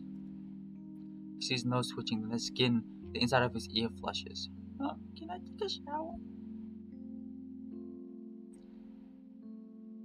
Give my boy some dignity, please. Well, we really need to get going. Don't you want to get home and take a shower there? KJ has to put the blanket over himself, trying to hide his pants. I just like to feel clean again. I feel like it might be a good thing for him to clean up, maybe have some alone time. I give Leo a meaningful look and lower my voice gently to TJ. Sure, man. Wait. TJ slowly pushes himself off the bed to stand on unsteady legs. Both of his hands not so subtly shield his crotch as he walks to the dresser. Oh, okay, just don't leave, okay? No, we won't. I feel like he's gonna actually make us leave.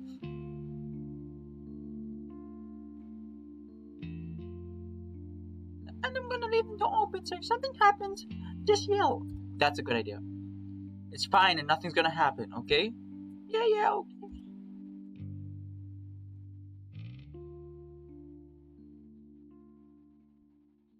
Try to give him a cheerful smile until he finally disappears into the bathroom.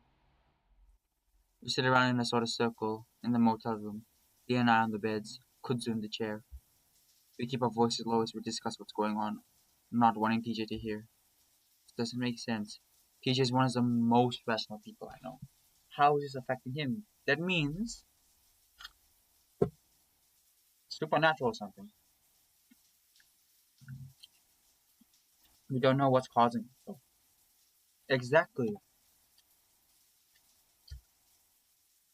I don't know. I thought it was drugs or something. You mean like spiking the spiking the water supply? They all just took the same drug? I don't know. Or maybe they're all crazy because of drugs and something set it off. Well, TJ is religious. Exactly. So, so if he believes in that, then maybe it could go further than that. Shake my head. No, that doesn't make any sense. People in cults do it all the time.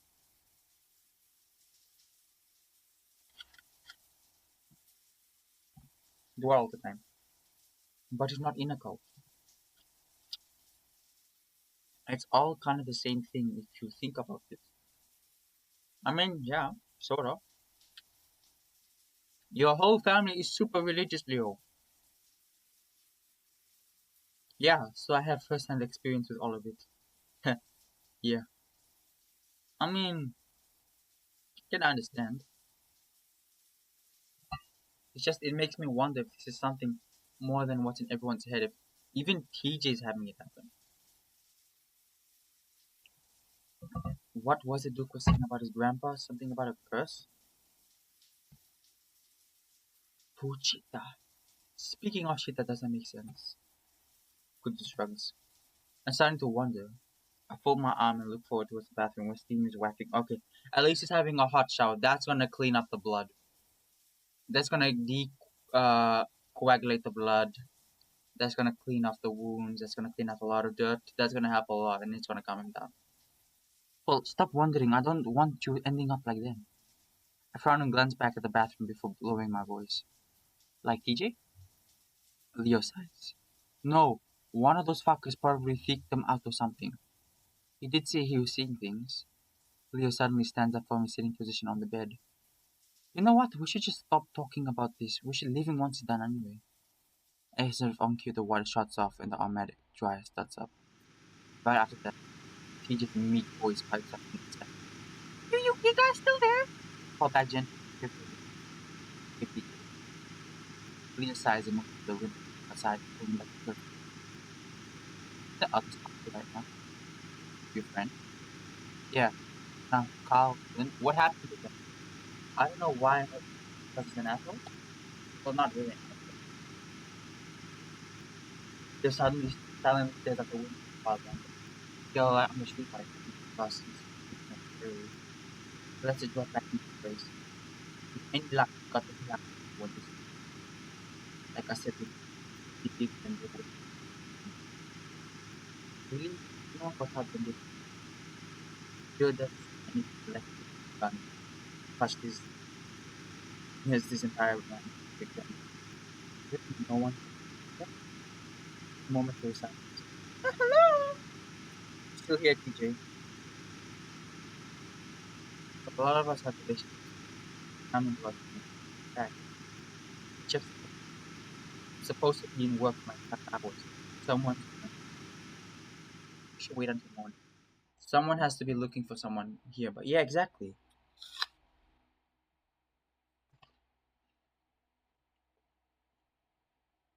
Mm-hmm. Nope. Relying on other people has gotten us nowhere. We've got to help ourselves. You might have a point, Leo. Your friend looks like in pretty bad shape, like mentally. Then I'll carry his ass to the van. Then I'm leaving, and I'm not leaving any of you behind.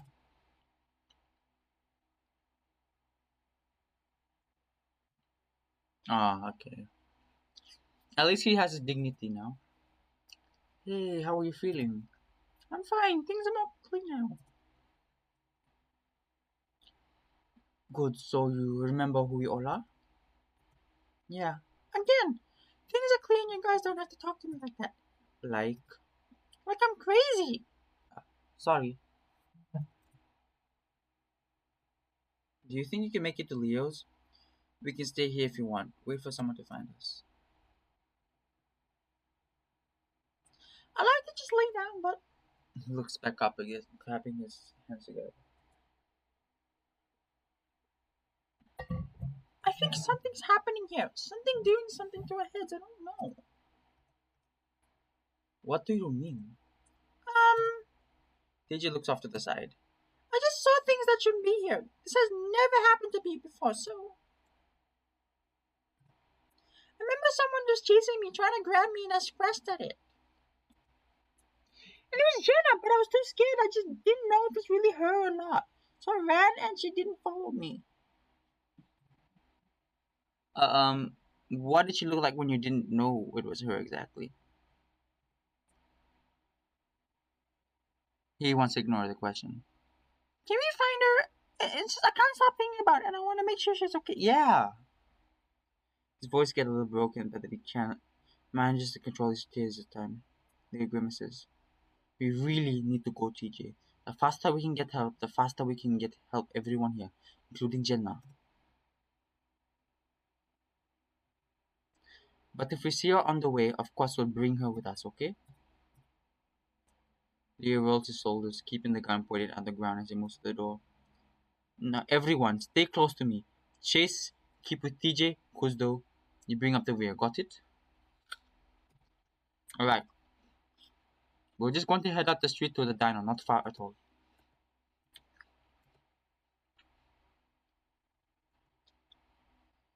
The track to the dinner practically silent compared to the just a few hours ago. Aside for the nightlight, there's no screaming or shooting. I hope it's not because people are dead. However, we decide to cut to the backyard instead of using the road. He tells us it's the best way not to be seen. There are people around. TJ keeps close to me, wanting to keep my arm around his shoulder as we move. His eyes either squeezed shut or staring straight ahead.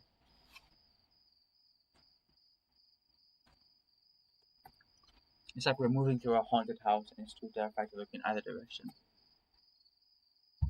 It does get too difficult to keep him that close though, especially as we start to have more through bushes and hop fences. To hold his hand instead. Any other situation, I'm sure TJ would have been running for the hills in embarrassment. Clings to me like he's never gotten let go. We all move in silence with the brush.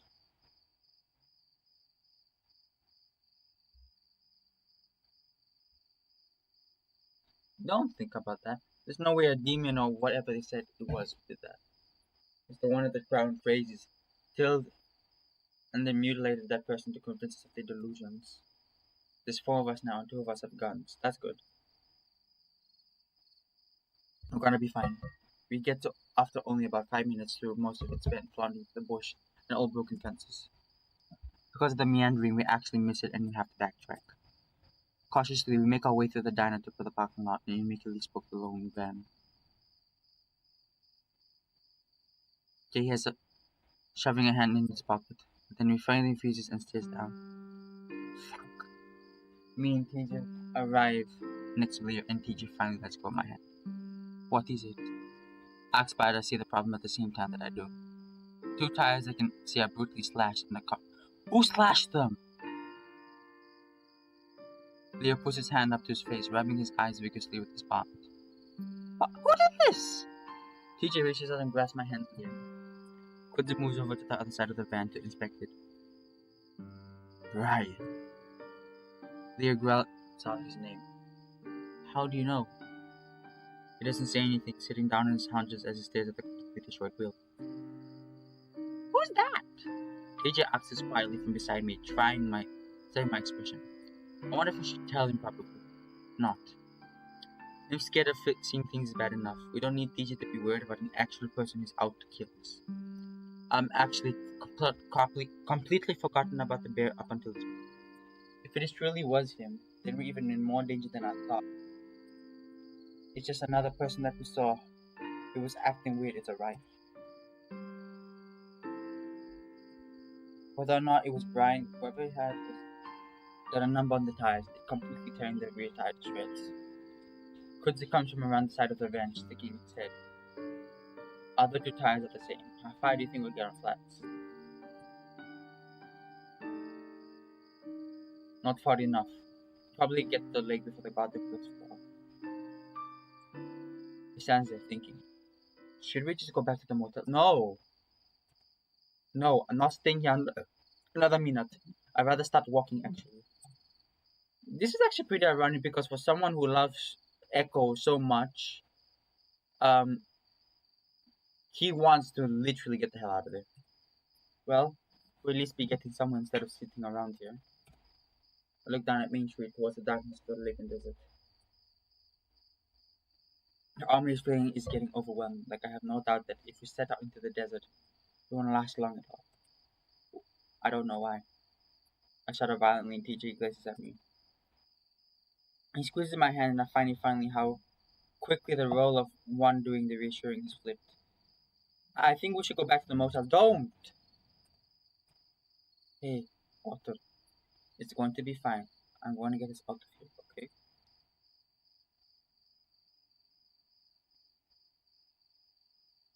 This guy is not reassuring, let's be honest. Oh, Carl's house has some cars. Maybe he is there. We can leave with him in the car.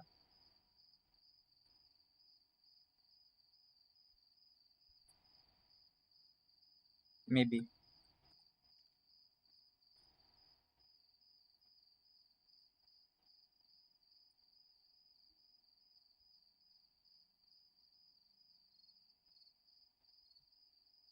But now, with the new possible effect of Brian, I can see the benefit of getting the hell out of here now.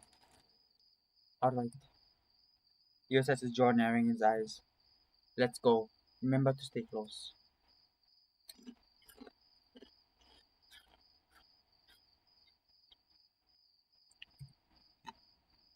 Leo figures out that since Carl's house is the only thing up this road aside from the canyon to nowhere, no one will be driving there anyway.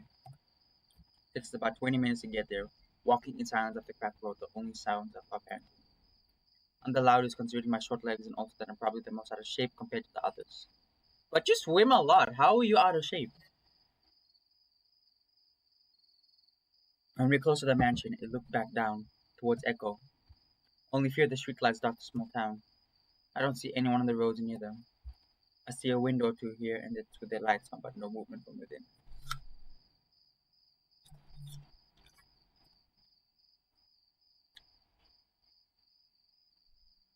One is a blood-curdling stream coming towards the town behind us, a woman.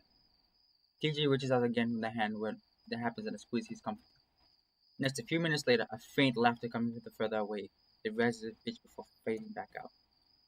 I grimace, wondering if anyone else heard it, or if it came from inside the head. But no one says anything, and I don't ask. By the time we reach the mansion, I'm covered in sweat, and I keep adjusting my shirt uncomfortably as it sticks to my chest and shoulders. The garage door is closed, and there aren't any cars in the driveway, so this was just a waste of time. Or maybe Kyle already took off. I hope he did. I hope he did with Flynn, because Flynn seems to be very concerned about him. I stand in front of the car, and Leo holds out a hand to us, motioning us to be quiet. I watch his ears poke up to full extension before he moves to the glass of the door, cupping both hands over his shoulders to be inside.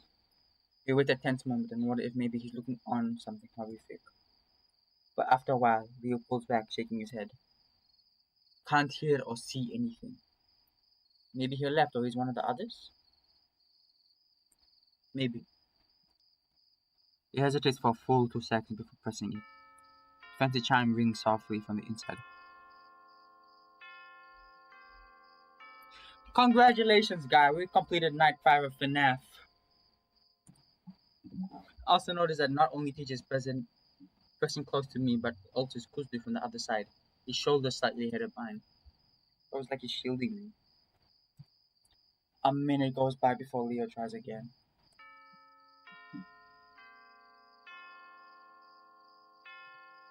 Considering what's happening, you'll think some people from the town would have come here to loot or something. Yeah.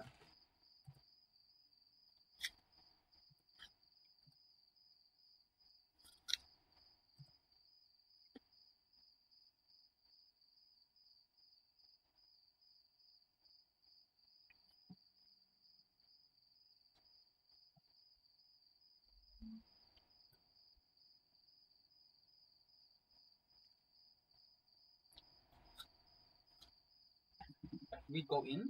Yeah. Well, we got to get the keys somehow. Leo steps in inside slowly, hands reaching along the wall to find a light switch. He finds it, though the light only illuminates the foyer, the housing going from goddamn dark to slightly less goddamn dark. It's just Carl's kitchen though. Nothing seems to be out of place as far as I can see. I start to step forward too, but I can feel TJ hesitate on my hand. I look back at him. You alright? He's staring into Carl's house, his eyes wide. Yeah, I'm good. It's probably safe inside anyway, right? He just swallows and finally steps in with me, Kudzu following close behind.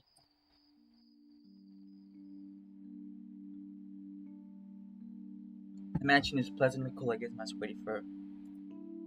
Something strangely comforting about something as simple as the AC still running. A sense of normalcy. Leo stands there looking around intensely before moving to the cupboard. He starts opening drawers, searching the counter looking for keys. I leave TJ to huddle on the couch before moving to the kitchen myself. Hey, can we look for Carl too? Leo pushes a closet drawer full of silverware. Yeah, give me a sec. Sigh. I'll be fine. I'll be faster if I look for him while you look for keys. Leo shakes his head. Got to stick together. Suppress another sigh and move back to the living room.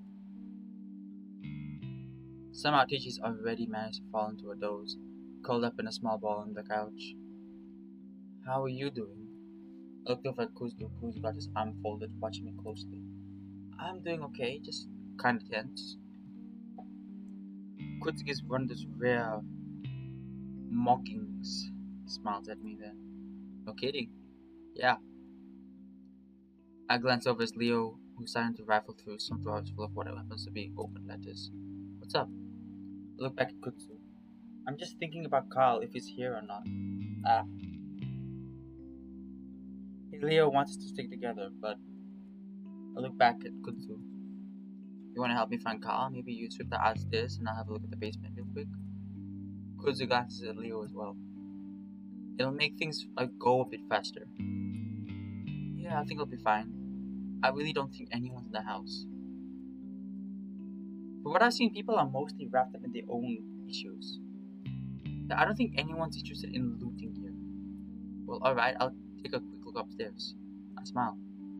Cool, I'll take a quick look downstairs. Oh, and keep a lookout for keys too. And with that, we both move to the staircase.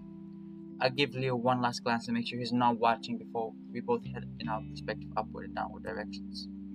I flip on the light switch into the basement, and it's only when I stare into the dark hole I'm heading towards that I'm getting the first inklings of fear. I shake my head, remembering what Kuzu had said. If anyone's here, it's definitely only Carl, and that wouldn't be a good thing. Wait, good. If we can find him, we can bring him with us, and we'll be on our way out of this hellhole. Tell myself that as I bounce quickly down the stairs, wanting to get this over with as soon as possible. Now in the basement, I glare around quickly into the several doors locked here. A storage room, a weight room, a video game. No way. I start to realize that if Carl is here, he's most likely upstairs, and I'm really just giving the basement a cursory check. I started to rush through, not wanting to take long in case Leo notices, if he hasn't already. I reached the end of the long basement hallway, and it left looking into a small room. There's a tiny white wooden door that I assume leads to the crawl space. I stare at it for a moment, not even thinking to bother with it until I see a little white footprints. There's several of them, like someone came and went dozens of times into and out of the crawl space. I look back behind myself, feeling a chill run up my spine like something's watching me. Looking back at the prints, I notice that the little door is slightly open. Could Carl be in there? Remember that he's been down there when we couldn't find him during the birthday party. That moment, I catch a glimpse of something poking out from the door. It's Carl. Oh,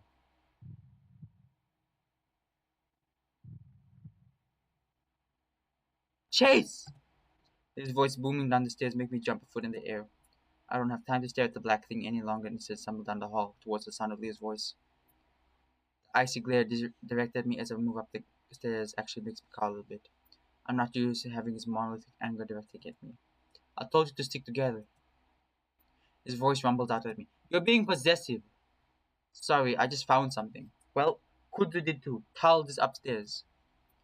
What? You told me you were down here. Come on. Expecting us to turn into Carl's room, but instead we go further towards the end of the hall. I think this is where Carl's Baron's bedroom is. Carl's lying on the bed, looking over at teacher who is in the middle of talking to him from the side. He glances away while we enter the room. Leo. Leo? Oh, what was the voice again? Leo? To Chase? You're kind of like a surfer dude. He squints at me like we're having trouble focusing. I smile and sigh with relief. Carl! I move to the side of the bed next to PJ, and that's when I see him, the ram covered in a white-looking chalk substance. Is that... It must be the... What is he covered in? What happened? Are you okay? Were you just taking a nap? Is he? Leo says to me, so shut. PJ reaches out and grabs up one of Carl's blankets. The ram just stares at the ceiling now, looking just as confused as we are. Looking over at Kudzu, he stares a little off into the side, like he did when we were trying to talk to TJ. What happened? I mumble at the raccoon and Kudzu moves a little closer. I don't know, I just came in and I thought he was taking a nap or something. But he wasn't. Kudzu shrugs. He was sort of, I don't know, he was sweating and mumbling. I kept calling his name like really loudly to the point that Leo came. Carl starts to breathe heavily and he covers his face. I think he's crying, so I step back. Not wanting to cover him as TJ looks over and hugs him. It wasn't until Leo touched him that he woke up, like really suddenly. Huh.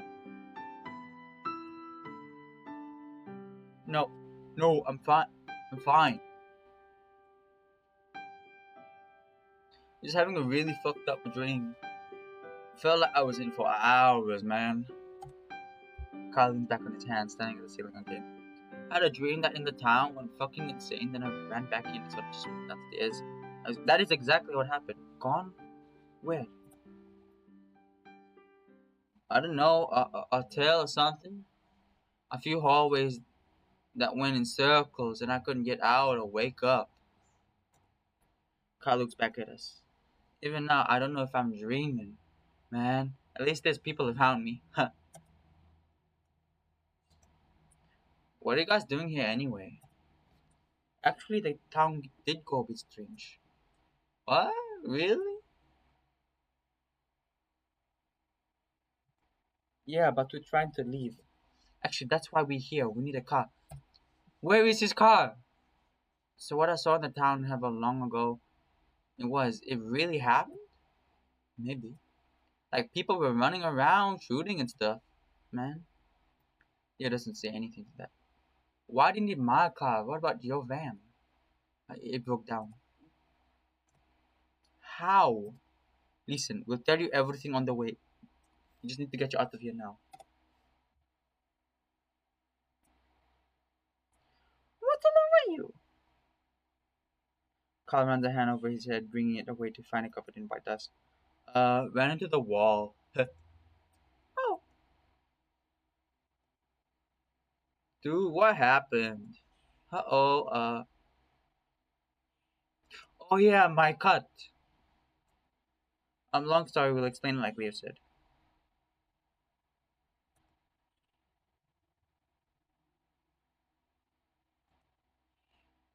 I also realized that none of us are immune to the new hysteria setting into town. She's gonna go crazy. This is what it was like for all those people living in the town 100 years ago? Probably. I managed to think humorously to myself that I actually did do all what I set out when I started the project. You didn't. It's pretty clear that it's happening all over again. So you got your keys. We need to get the hell out of here and get this town some help. Yeah, yeah, I'll get them from my room.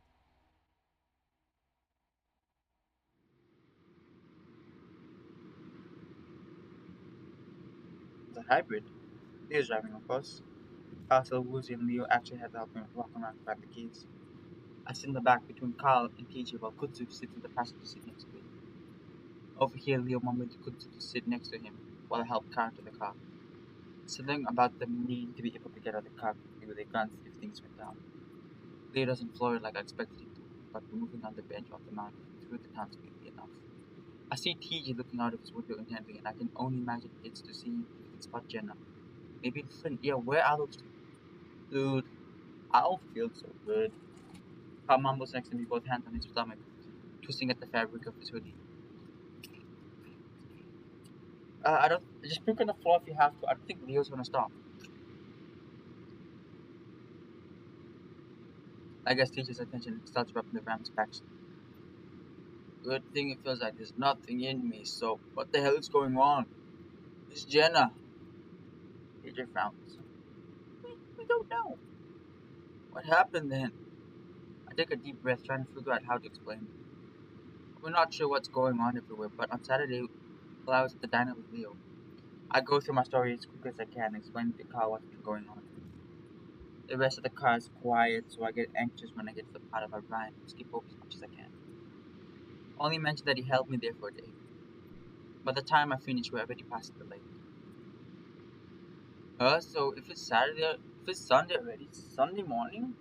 I guess we're going, we're leaving! So I was out a whole fucking day? What happened to you, TJ? Are you good? Carl turns his face to TJ, which is not. Yeah, same things too. People chasing me. I'm okay now. TJ actually does seem pretty stable now after everything that's happened. Maybe taking care of Carl is getting his mind off whatever happened to him. Either way, he does expand on what he saw. Carl shivers and put his hand back while TJ continues with his back. A few minutes of silence go by before Carl speaks up again. That feels kinda nice. Reminds me of my mom. Yeah, actually my mom did it too. Thought you might help. Hey, I love you. Just so you know. Only guys, I'm glad that I'm not in that place anymore. I love you too, Carl. No one else. You too, Raccoon Man. Thanks. Yeah, I feel my own love for everyone. Kudzu glances his back at us before turning his attention up his own window. Leo doesn't say anything to the front. He's focused slowly on the road ahead of him. I watch the desert whip by us for the first time, feeling somewhat safe while the towns disappear behind us. But of course, it doesn't last long. What's that on the side of the road there? Hmm?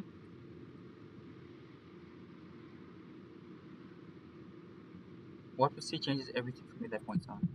Sure, things were crazy and I had time to live. What is happening?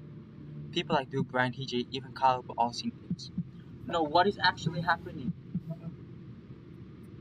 Something everyone was experiencing. This is not mass hysteria. Something I was exempt from. But now there it is, something that I can't explain right in front of me. What is that? Oh my gosh! He covers his mouth. Carl sits up straight, trying to. Leo slowly down his path. There's my car, all the windows shattered. And there's Duke lying a dozen feet away from the open door. What is he doing? And they're crushing over his something I can't explain. What the f-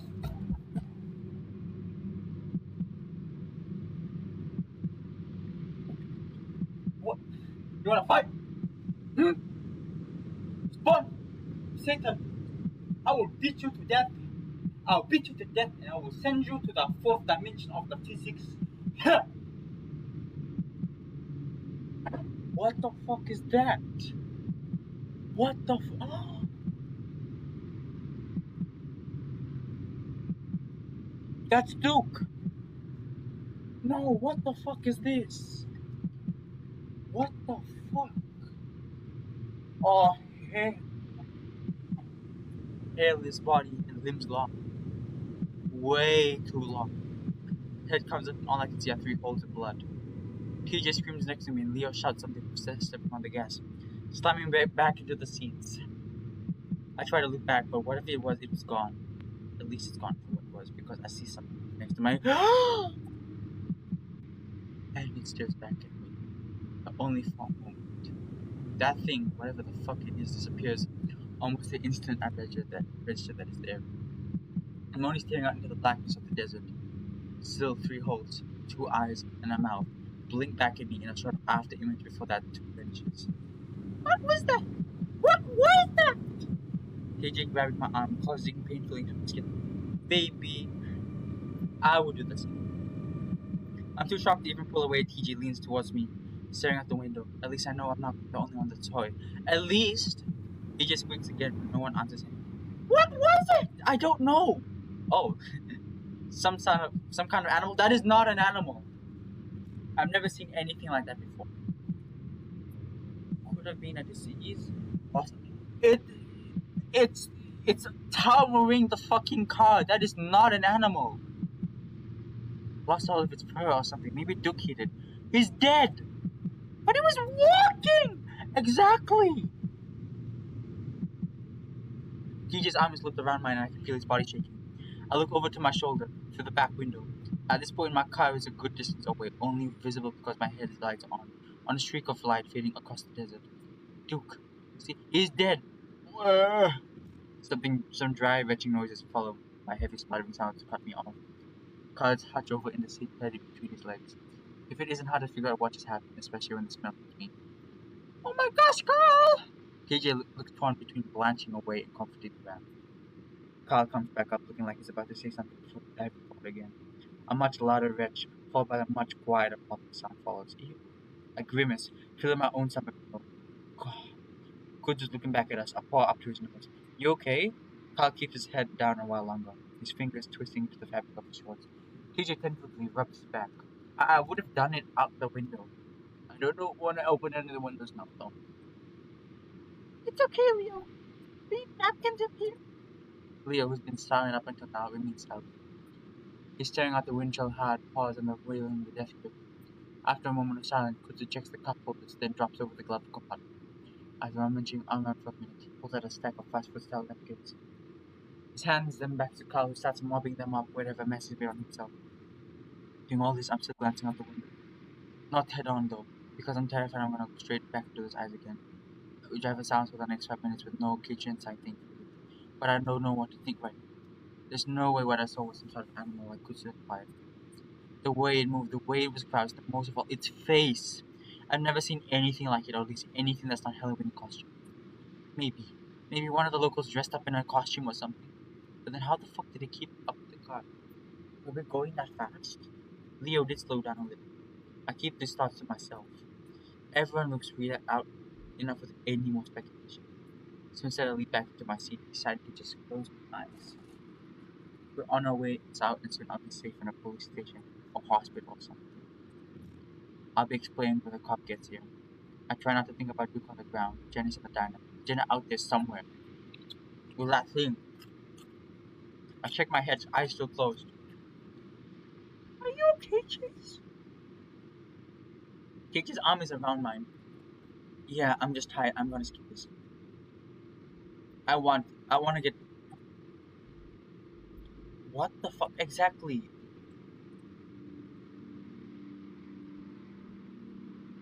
Okay, so everything's normal. What's wrong? This quiet for a moment. I can't see his face since I'm right behind him, but I can see the outline of his twitching ears. I don't. He turns in his seat, looking over to the passenger. I'm heading the right way, right? Look out the window as well, not seeing anything except stage. Then I do notice something. The mountains which have been on the right are on my left, rising up ominously in the distance. I would turn around somehow.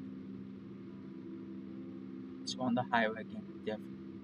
It's merge right just merges right onto the highway. There's no way we can see. Here teacher gasps us for I look over at him, but he's looking straight ahead with his shield. I do the same in the distance. I can see the headlights coming on the side of the road. No way. What is it? Then he brings up the car to a hard stop and throwing me forward into the seatbelt. Then he has a quick three-point turn showing me right. I smack back to the seat as Leo accelerates. Oh, careful! Parents will kill me if you fuck up the ride. That doesn't matter! There's no fucking way. I was going to. We're going in circles! There's a side of the road that takes you some on the trails. Maybe we sort of went off on. No, but it looks exactly like the way we came from. There is no way, TJ, that the road is fucking gravel. I would have noticed. He was hunched in his seat like an angry dad, staring out the windshield, his ears practically dancing on his head. I can feel TJ trembling, so I'm leaning to him a bit, letting him know that I'm here. It's clear that Leo doesn't want any talking, so we're all quiet. This time I keep my eyes open, staring out the window in case Leo did get sidelined. I focus on the mountain, making sure that they don't disappear. They slope up and down gently up the moonlight, speckled with the dark spots of the rock and vegetation. Vaguely, I remember back when I've been obsessed with skateboarding, and I've always imagined myself skating those slopes with like cars, up and down, up and down. If only Echo had anything like that. The only slope we had was this one down from the college bench, and it was way too long. I tried to skateboard down in one, but that had ended in a disaster one. I blinked, staring at the window as the mountains just disappeared, slowed down into nothing. I squinted and looked at the contour. Sure enough, mountains. Leo. No! Leo speeds up instead of turning around them. This is fucking possible. What are you doing? KJ claws arm out against my skin as he gets that scared cat in his eyes. Leo mumbles mostly to himself. There's no way we're going back to Echo. Leo, slow down a bit. Leo lets out a small grab but relents. KJ grips on my arms. I'm going to keep going until I see that car because I sure as hell didn't turn around this time. The tone in Leo's voice keeps any of us from arguing. Though I hate to admit it, something about his demeanor just had me as scared of him as I am before Tempe is up there. Another minute of driving, more awkward silence, then Leo hisses through his teeth. Straight ahead of us, the headlights appear. What? I must have been dreaming. It's like we're stuck in some kind of exactly.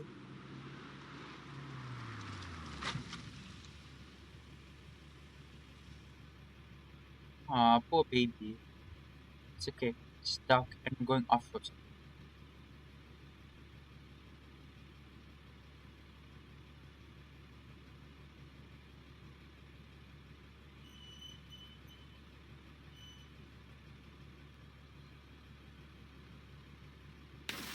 What the fuck?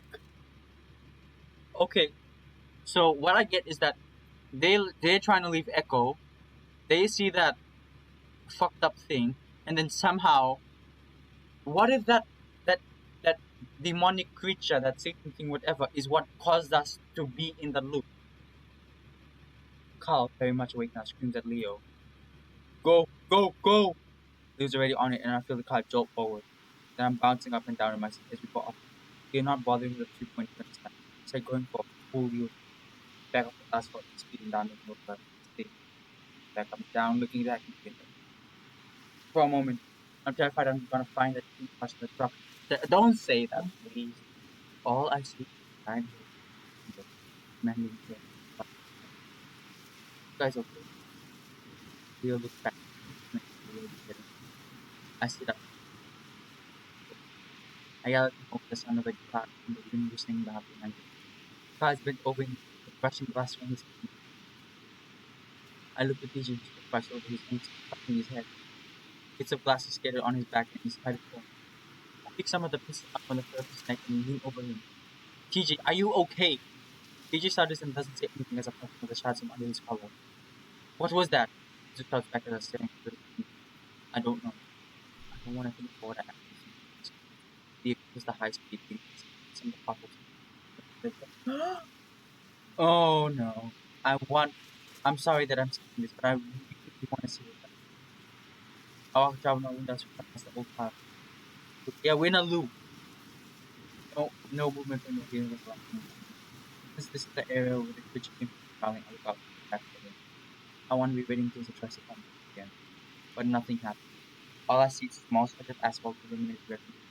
All I hear is a wind. I keep a hand up his back and stuff him to me. Carl surprised, staring out of the window. On the bright side, the bats in the back window had diminished smell. Crossed out the lights started rising and hitting it. That's when we used to stop. But what? We're going to step back. You guys can get me food while I figure out. Leo paused, but no one said. Yeah, not that much left to do. Leo grunts and hunches forward to his feet. His feelings in my stomach as I caught a full back in ball.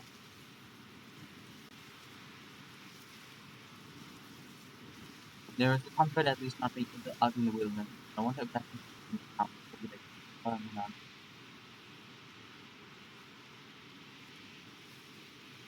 I stare out my window, watching the mountains look slowly back under the moon. What will come. I'm wondering if out the mountain road out of town would be worth it. It would have enough road distance to run with. Crouched to the hill just above the point with us. Oh no! The direct crushing finger over his mouth, but I'm barely able to make a sound when it moves. And just once went down the hill in the sky, in the distance between me and a car, no matter. One moment I'm staring at a tiny bus, smashing into the side. Oh no! No! No! No! No! No! No! No! No! No! No! No! Okay. My feet are fucking freezing. I open my eyes and stare down at them. It's almost too dark to hear the sound of sloshing water. What? My heart aches, and it's something in my eyes that screams. Everything's blurry. Chase, are you okay? Big claw prods at my chest and looks up. I can barely make out the outline of him. Leo? Wait. And then it hits me like a cloud with flashing wheels. We were just in. That thing! I look out to my window again, but it's all shattered in spiderweb. Spiderweb? You mean like with a fracture? But I can see what looks like water flowing. At the same time, I feel the icicle sensation running down my back, so water comes through the broken back window like a waterfall. Crashing to the fucking roof. Chase! I'm awake. I'm good. I grab at my seatbelt, taking way longer than it should. And all the while, it's a bizarre, terrible, yowling sound next to me, and I don't realize it's very close to my chest. Ow! TJ, stop! Calm down! But he doesn't even seem to respond, continuing on with a guard officer. Through the window! Carl's already up on the rear deck, trying to push through the water coming back. Come on! Carl's screaming. Panic's voice appears suddenly, and I can only hope that he doesn't out. Chase, come on, we need to get you out. Leo's big paw is jamming at me, but I turn and push him away. I'm fine. Let me help you. Chase! Leo, I'm a fucking otter. Oh, yeah, Carl's front end up sits up in the water, and with a fast moonlight coming back to the back, I can see it's up to his neck. Kudzu is somehow in the back with me and TJ with powers. He's staring at me, eyes wide, looking torn between escaping and helping me. Go, Kudzu, the window. Leo, go out through your door. Chase, go! I scream at basically everyone, and I can only hope that they do. There is a duck down, the water goes. The quiet underwater is a sharp contrast to the fucking chaos my brain is in. Somehow in the wreck, my back seat crunched forward, and TJ's seatbelt buckle is lost somewhere in the crease. I grit my teeth. I can hold my breath almost 10 minutes, but I know for most other species it's less than 2. Far less to be panicking out of your mind like TJ is. I should calmly try to reach between the fold the seat in my back, despite the desperate calling the lynch is giving me.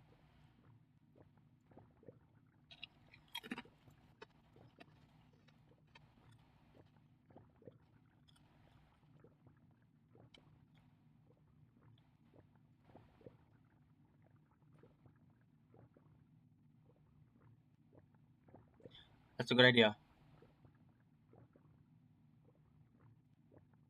As I reach up to the seat, my hand slips between the headrest and the rear deck. I reach in further and realize it's the trunk of the car. With a lunge, I reach down and feel along the bottom of the seat back. My paw runs up against something hard and metal, and I know I found what I'm looking for. I grab out the buckle and unlatch. Yeah, I think cars are actually are built like that. You can remove the headrest so that in order to break the windows. I pull back in as hard as I can, and just like that, it comes undone. I scoop TJ up, slim body giving me an extra boost of adrenaline as I set my feet against the back of the driver's seat and push out.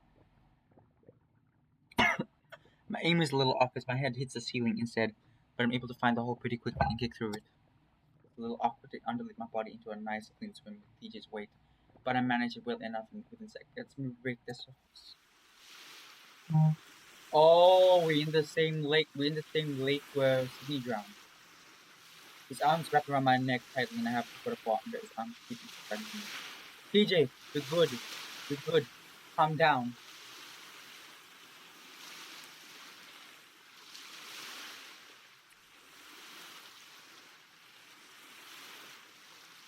TJ, okay. Remember when you used to ride on my back in the lake? Like that. Okay.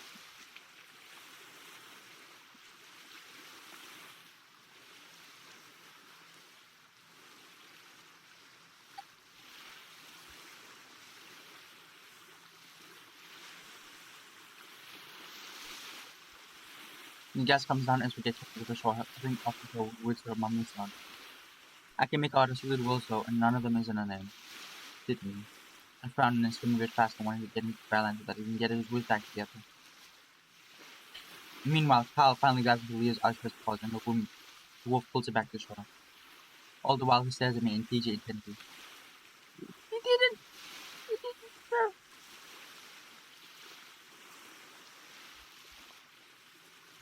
I gently pulled the lynx back with me with a narrow strip of his stand.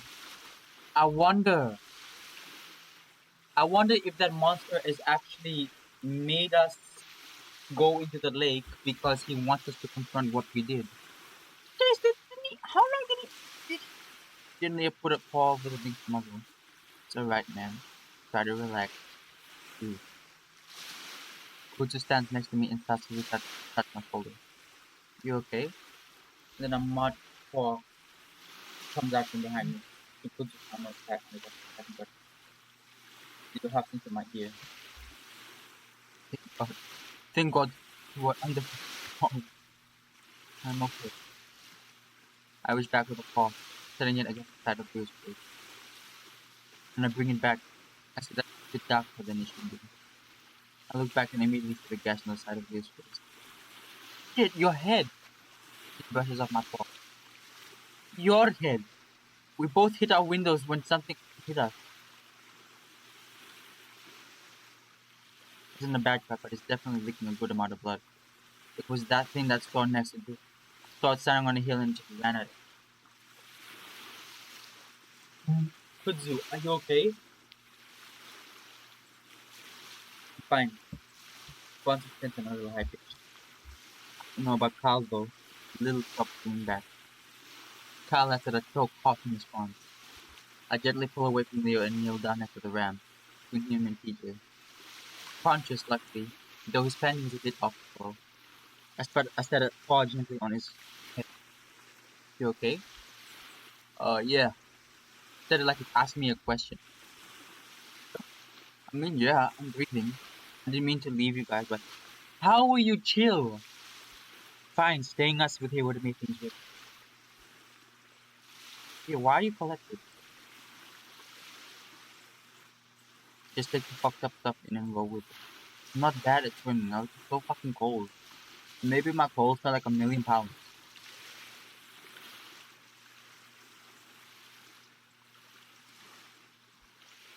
They're so wide and glassy to the reflection of the stars twinkling in them. I tentatively reach out and rest a paw on his head like I did with Carl. TJ barely reacts, continuing to stare at TJ. I feel Leo's huge presence crouching down next to me as he gets close and whispers in my ear. Listen, we should get going to my house. I don't like being out here. Especially if that thing really did it.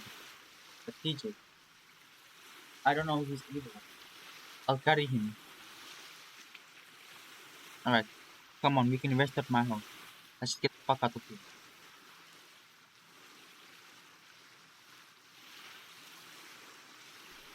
I hold on one hand and Kuzu holds on the other, and together we make our way out of the boat and back. The walk to Leo's house is short, only about 15 minutes, but it feels like it takes much, much longer than that. Every tiny sound makes me jump, and I'm steeling myself for the moment where I see the creature again. Nothing happens though. No screaming and no gunshots. Aside from the crickets, the town is dead inside. So we need to keep to the shadows, cutting through some backyards and sagebush. Probably picking up dozens of spiders. Oh yeah, he hates spiders. Chase hates spiders.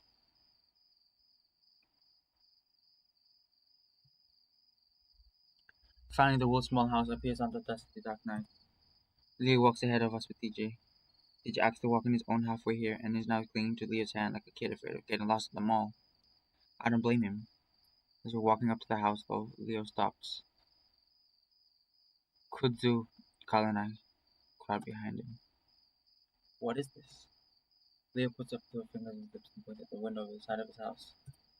It's broken. Shit. Leo lets go of TJ's hand, then makes a stay here motion with the other hand. It starts creeping towards the house. Was it difficulty enough? Few awkward sounds. Leo puts his gun under the wet fence. The gunpowder!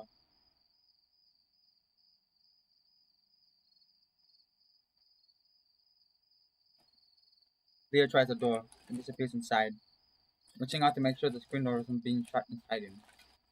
Then he was gone. Hey, just stand back here just in case. Okay.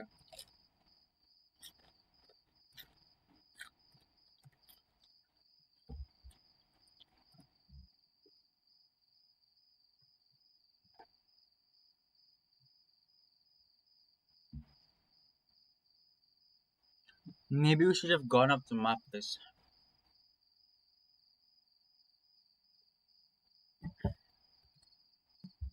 I don't know if someone broke into Leo's place to steal stuff, but they definitely wanted to do the same to yours. Oh yeah, he's rich.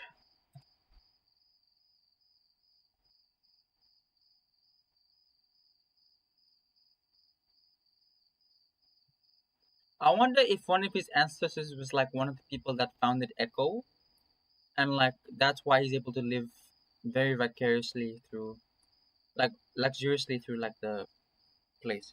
So what did you guys think that was? I don't know. It's not an animal. It's practically bent the car in half. Exactly.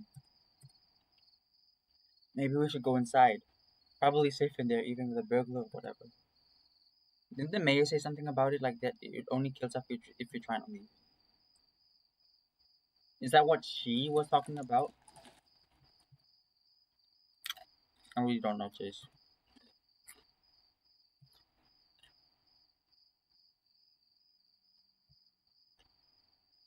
It comes from inside Leo's house. It definitely doesn't sound like Leo. Carl squeaks next to me. Shit. Oh, okay. Yo,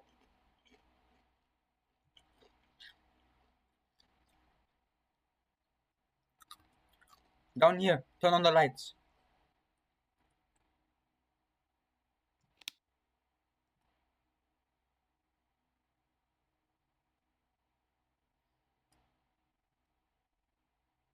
Who is that? Little polecat. Shoveled in a tank. It's Flint. It's Clint. Clint. Clint. Leo has his gun pointed at him. Wait, please. Please don't shoot. I just needed a place to stay. Then why aren't you at your own place? Because that bear could be after him. That's why. Leo raises his gun again and actually thinks he's about to shoot Clint. Clint raises his paw, whining. Leo, wait. He helped me find Chase. What? Yeah, he came up to my door last night, told me he saw chicks in the trailer. I'm confused too, but I guess I never asked Kuzdu how exactly he was able to find me. Mine immediately flashed back to when I saw Clint peering at me at the trailer, asking Brian for drugs. I might have found trace, but they've told me. Wait, Leo, Clint hasn't done anything to hurt us since they started. Just everyone's gone fucking crazy. Might as well just get rid of him for a chance. You're the one that's going crazy. What are you doing, Leo? Wait, wait, I know how to get out of here, I think. He stands faultless, but only just. What do you mean? That's why I'm here. Just get the gun off. Okay,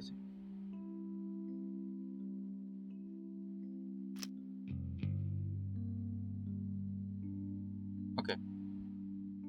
It comes off like we're able to find those drugs after all. Come on, Leo. It's all of us against him. He can't do anything against us. Leo keeps the gun for a few seconds and finally lowers it with a dismissive grunt. Alright, fine. How are we supposed to get out of here? Clint slowly pushes himself up to sit against the frame of Leo's bed, clearing his throat. Well, I think it might have been something to do with the train here. Oh. Clint? Huh? Leo, just put the gun down for a second. Okay? On the dresser behind you or something. Leo shakes his head. I'm not risking our lives again, good. The most I'm going to do is keep the gun off you, Clint. I look over and see Carl putting his paws around in the pocket of his hoodie. His eyes widen.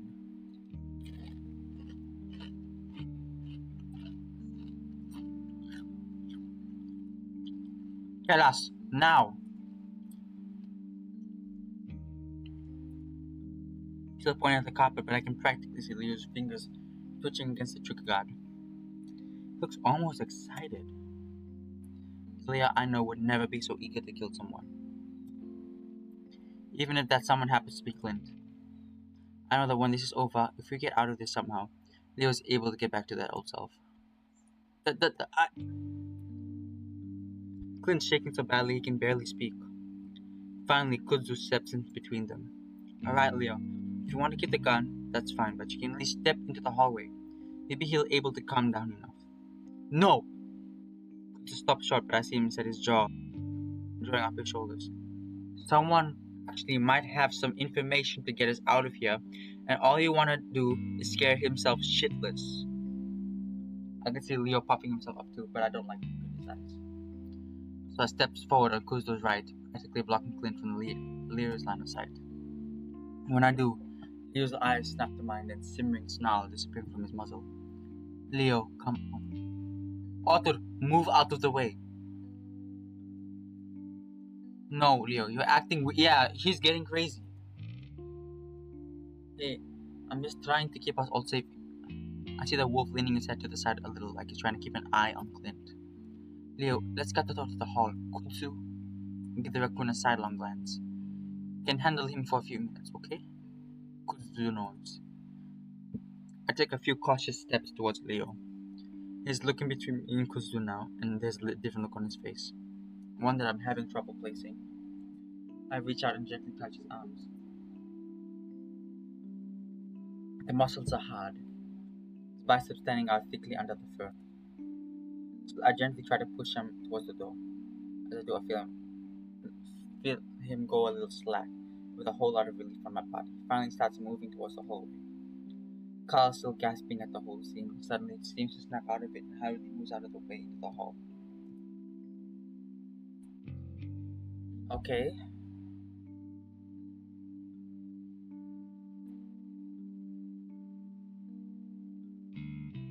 You okay, TJ?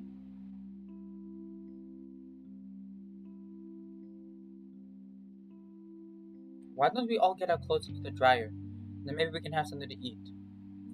There, a moment of silence. Neither TJ nor Leo give me any response.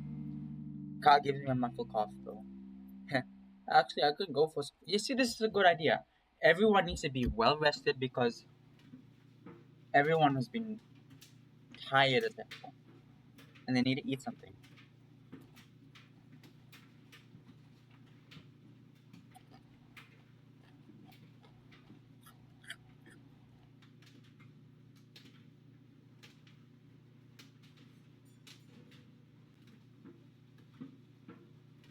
Are you really sitting on top of the dryer? Okay. Okay, he's wearing pants. Okay. Thank God he's wearing pants. What the vibration? No, the heat. I was freezing and I didn't even realize it. Carl knocks his hose against the side of the metal dryer. Hey, DJ, wanna join me up here? Okay, this is a bit weird. Use your crucifix against the goat. Oh, thank you. You just lean up against the side. You gotta be cold too. Yeah, I mean that he does have a point. This time PJ doesn't say anything and I finally look away from the hallway. PJ, are you okay? You wanna talk? No.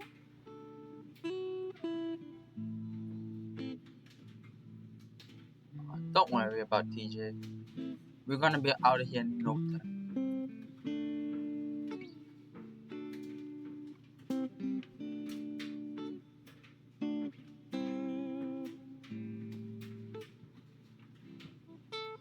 Okay?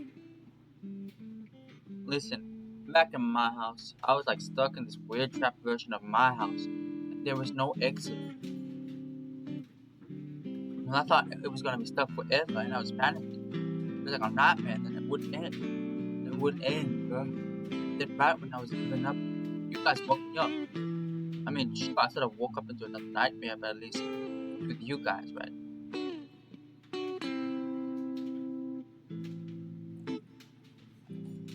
Hey, hey, yo, it's cooking.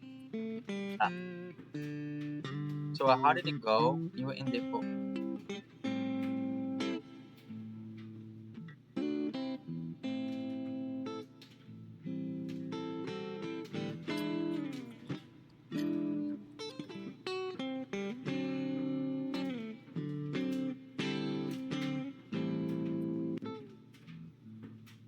pieces, huh?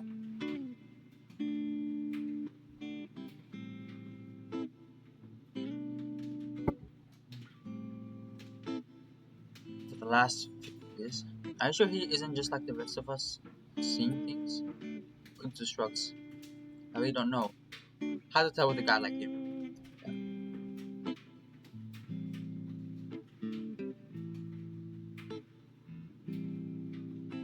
So what if there is a train going through here? Are we just gonna jump onto it? That was his plan anyway. Huh? Sounds like fun. No, it isn't. Even if we were able to get on a train, could that creature thing still get to us? I was able to knock the car into the lake, so I don't know how capable it is. So where does the train come? Not sure. Said it seemed random. I sigh loud. All jump as the drive finishes with a loud grating buzz. I shakily rub my face and move open to the drive. Well, at least let's get our clothes back on, then we can go into the kitchen and tell Leo what's going on. That's a good idea. We all sit at the table eating quietly as Kuzuzu tells. I hope it's not one of those TV dinners that Leo eats. The food looks like some sort of vegetables. Okay, that's good. First bite reminds me that I'm starving, that I'm hard not to just try and shove all of that into my mouth at once. Carl sitting across from me does just that. That sounds like a lot of bullshit. Kuzuzu shrugs. I don't know what else to go on. Why would he lie anyway? To buy himself some time. Time for what? Listen, Leo. There's no way he's gonna try anything. He's scared out of his mind, right? Exactly. Duke was scared. It didn't stop him from trying to kill us. It's probably worse that if he's scared. Leo looks up the hallway towards the bedroom and I'm starting to not like look in his eyes again. In fact, I'm wondering why the fuck we left him in the room alone in the first fucking place. Leo starts to show his teeth. I reach out and rest upon the wolf's arm against feeling the tension of the muscles underneath the fur. Hey, don't worry about it. But he jerks his arm away and suddenly turns on me. Why the hell are you on his side with this shit? You are with that fucking bear. You know what these crazies are doing. I wince internally at being reminded of the incident when I try again, reaching out. Yeah, but Clint isn't Brian. You know he was pushed around by the bear too. Leo puts his arm further away from me. He's looking back and forth between me and Kutsu again. What is this? You're both acting like I'm the crazy one. I heard you were whispering shit. Yeah, this motherfucker is crazy. Whoa, dude, chill out. Why don't you keep thinking hard? Leo keeps his gaze at me again, being abruptly standing up. I'm gonna check on him. Yo, put his hands out. Come on, Leo. But he doesn't get set up. But he doesn't want to punch at his face. Good to see the coming stuff. But you punching Kutsu? Leo's tongue was blazing like he wanted to knock him around. Leo gets a hold of the arm and swings Kutsu around, away from the hallway and back. Kutsu takes the fall rather well, going to the door. He does hang up banging against Carl's step. He comes up on one knee, standing and staring up at Leo. No. What the fuck? Standing before I know it and I move down the Kutsu's head. Looking over, trying to see if Leo had done it.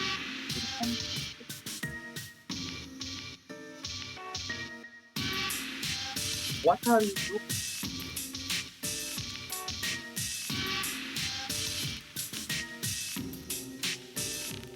Get away from him. What? Get away from him.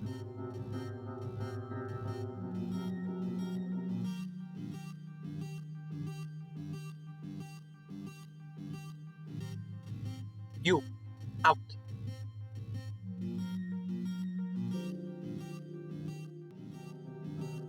Yeah, he's.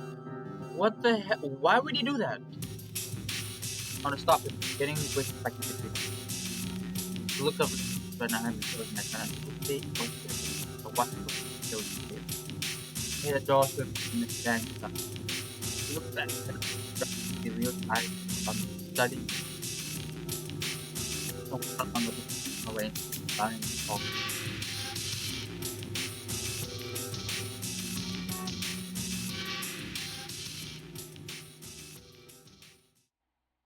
Leo, wait. Was too quiet, too soft for the wolf to even notice me. Though a door ahead of me swings open. It's a moment of silence, then Leo curses loudly and I run to the doorframe, looking inside, not sure what I'm about to find. Find is nothing. No one's inside, the covers of the bed are thrown back, the windows are wide open. See? See, I told you! Leo's voice goes from an almost scream to a hushed whisper as his voice moves to the window, looking out into the night. He sets the window shut, then locks it. This is exactly what I was worried about. What? Inside, I'm relieved more than anything. For some reason, I'm positive that if Clint was still here or if Leo had caught him in the act of trying to escape, I don't doubt he would have tried to shoot him. That stupid fucking raccoon think he knew what was best. He continues to peer out the window, his ears picked up. I know what the hell is best for us. Think he can come in and tell everyone what to do? See what happens. Start to move back into the hallway, towards the kitchen, but Leo suddenly whirls around me. His frown turns to a sort of uncertain smile. Hey, Otter, are you okay?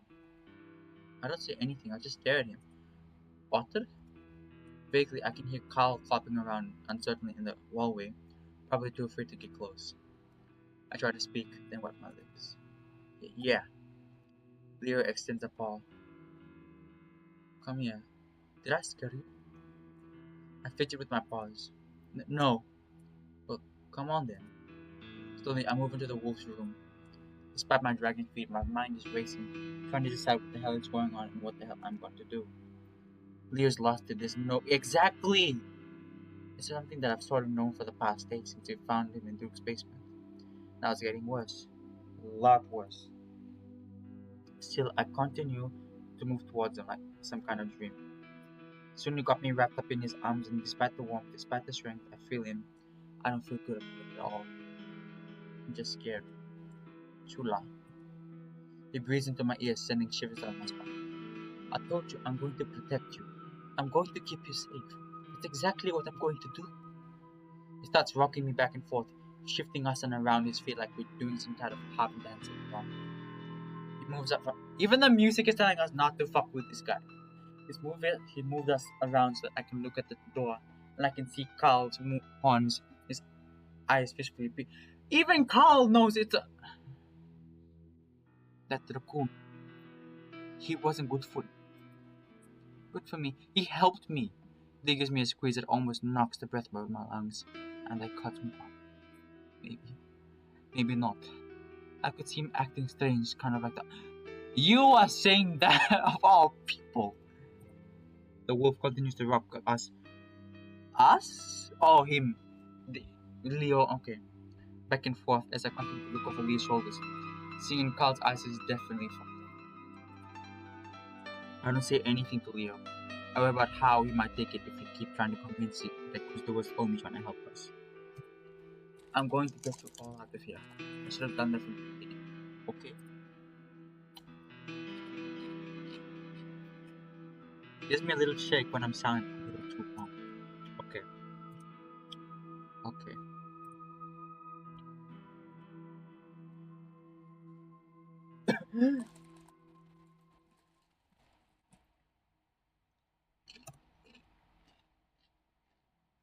Soft at first, then louder and louder. What is this? A train.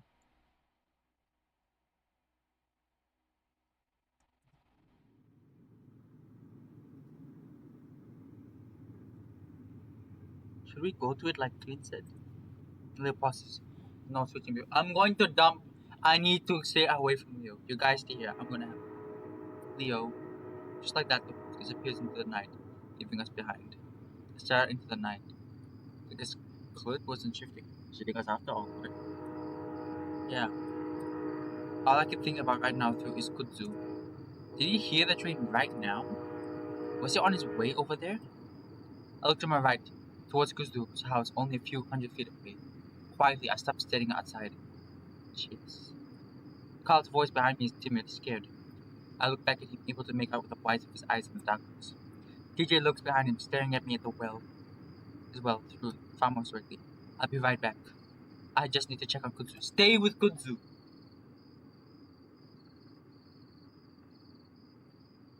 Hell, even helping me with the project before. Exactly!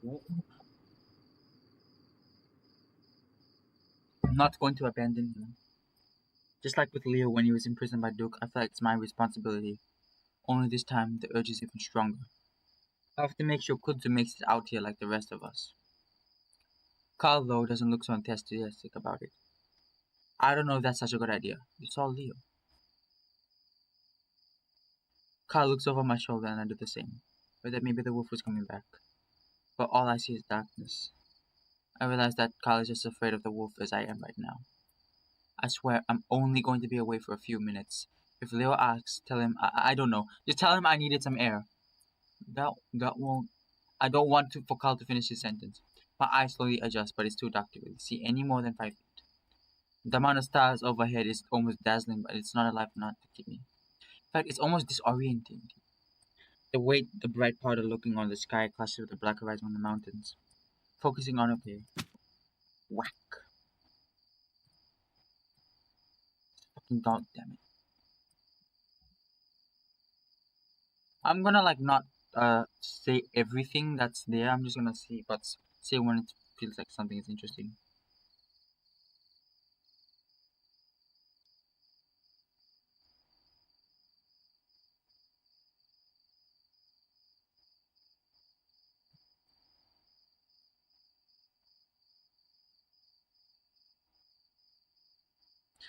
Did I get off track somehow? Oh, did I get off track somehow? So it's a similar thing to what the monster did, like when he sent us into the river. He kind of like I don't know, made us this. He either like manipulated us into going to another direction or teleported us. I don't know. I shouldn't have trying to hear anything about the crickets. Okay, yeah, this was really fucking stupid. Remember that I'm not all that far away from Leo's house, and I look back at the yellow squares of window in that space. I should probably go back to reorient myself and try to get Kuzu's house again. As I'm turning around, though, another crack behind me followed by a muffled voice. Shit. Who is that? It's Clint.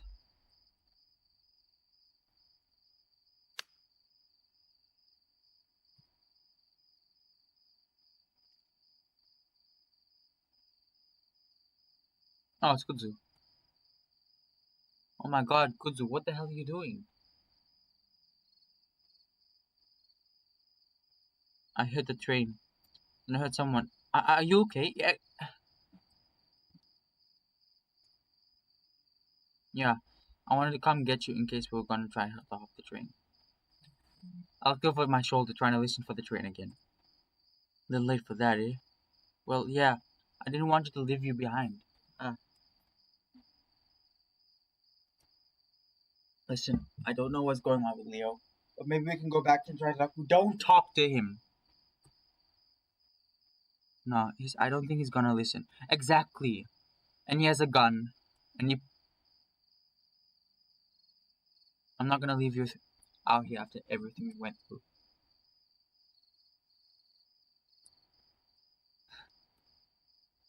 Wow, well, thanks, man, but I really should probably get before he. That moment, I realized something. What were you doing out here? You said you saw someone? I thought I did at least. Like someone from the town, or I think it was your friend. What? The Fox, Jenna? Jenna? Her eyes go wild as I turn back to the darkness, squinting. Where did you see her? Well, I was going back to my trailer after the whole thing with Leo, then the Fox girl just kind of jumped up from my side of the house. Where did you go?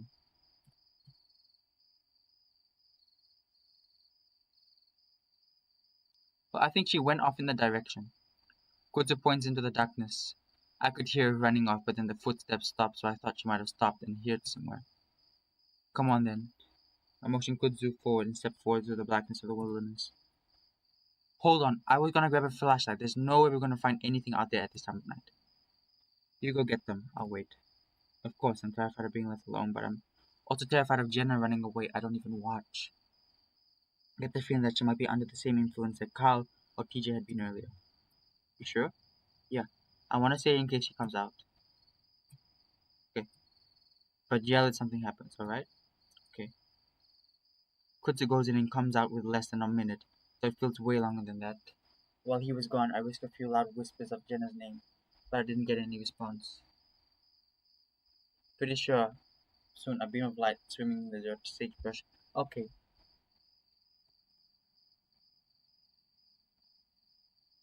Why was she running? Otherwise she was delirious. Did she say anything? No, just looked at me and took off.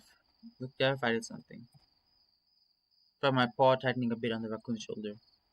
Maybe it's because she doesn't know you. Maybe she was heading to Leo's place. Maybe.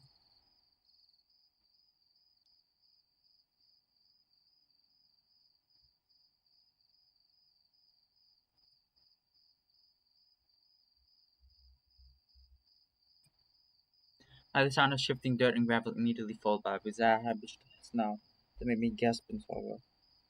I actually even pissed myself a little as I see a glint of white teeth. Could have tried to swing the beam right. It's Leo, isn't it?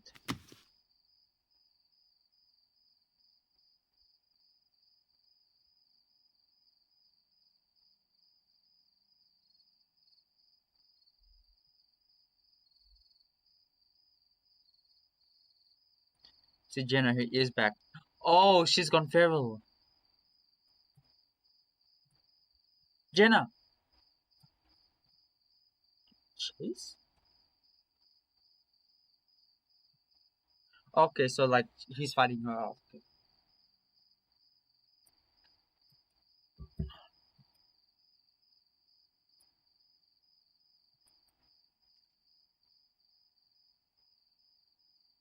Oh my god, Chase!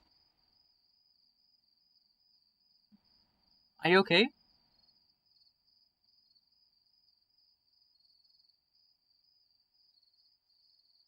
Not sure if she's crying or not. Are you okay? Sorry. Fine.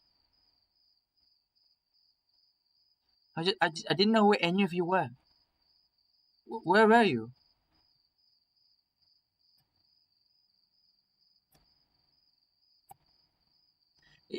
I don't know. I was out in the desert and still dark, obviously, but I can't make out of the front of her face. She seems to struggle for words.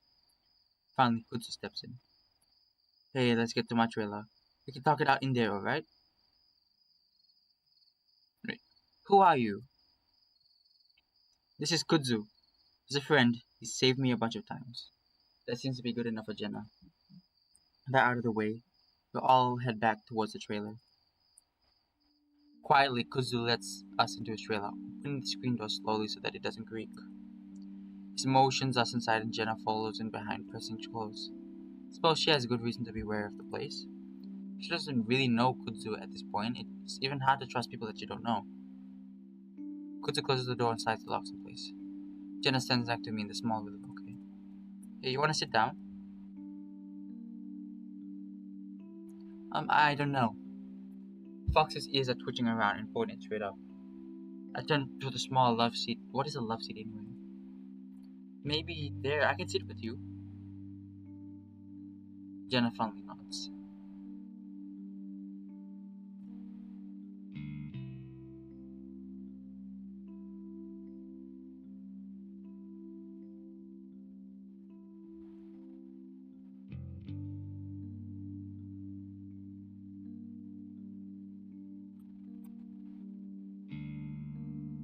Meanwhile, Kudzu elects to sit us in the empty recliner after turning it a little face to us. Scrapping sounds like it made of the floor causes Jenna to jump. Kudzu pauses, blinking, then settles back in the recliner. Sorry, I really should put a rug under this thing. Jenna doesn't say anything, instead he just looks back at me. Kudzu shakes awkwardly in the chair, then looking at me. I look at Jenna, trying to think of something to say. Jenna beats me to it. Do you know where the others are? TJ or Carl? Yeah, they're at Leo's place. Them and Leo. Then why are we here? Let's go.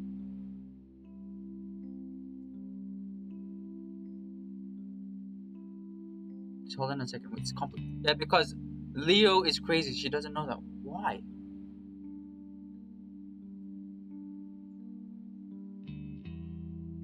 Look, Leo is kind of uptight right now. I guess I just wanted to give him some space. Give myself some space, really, away from him.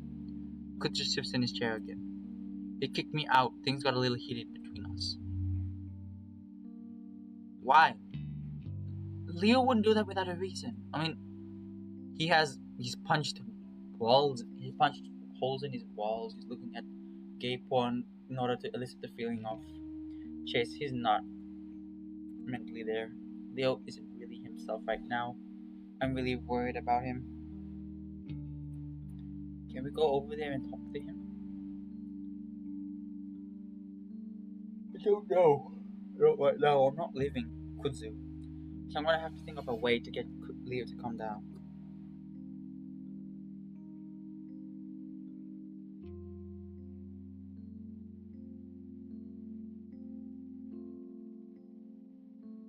Odds are that he's gonna come here eventually. Oh no.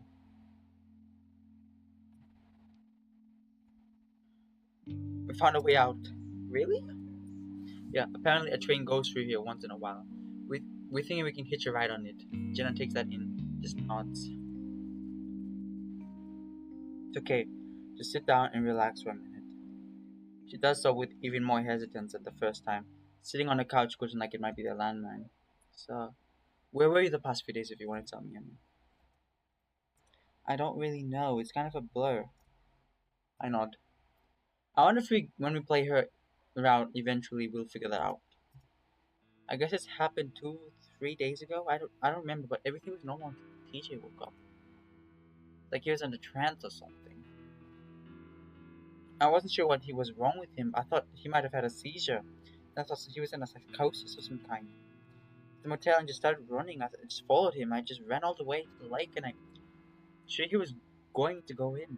He just stopped on the shore and stared at it. I caught up to him and tried to talk to him, but it wasn't like that. All he can say was your name. Chase. Chase. It was Chase. I think he was looking under the water for you. I don't know why, don't you? Of course not. That's not us, is it? I shake my head. I have no idea. Couch tilts. So I sort of grabbed his shoulder to lean him back, quickly and late.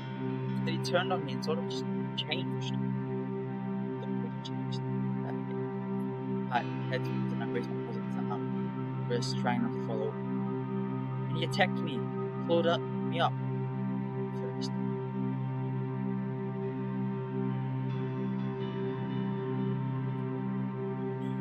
What I felt like. I had to run from him and he chased me for a while. To everyone else. And as I did that, I realized the whole town was different. Everyone was different. Suffocating. Oh, this is playing into what I did to Chase Sydney as a kid. Seeing his appeals. Is he okay? Did he explain what happened?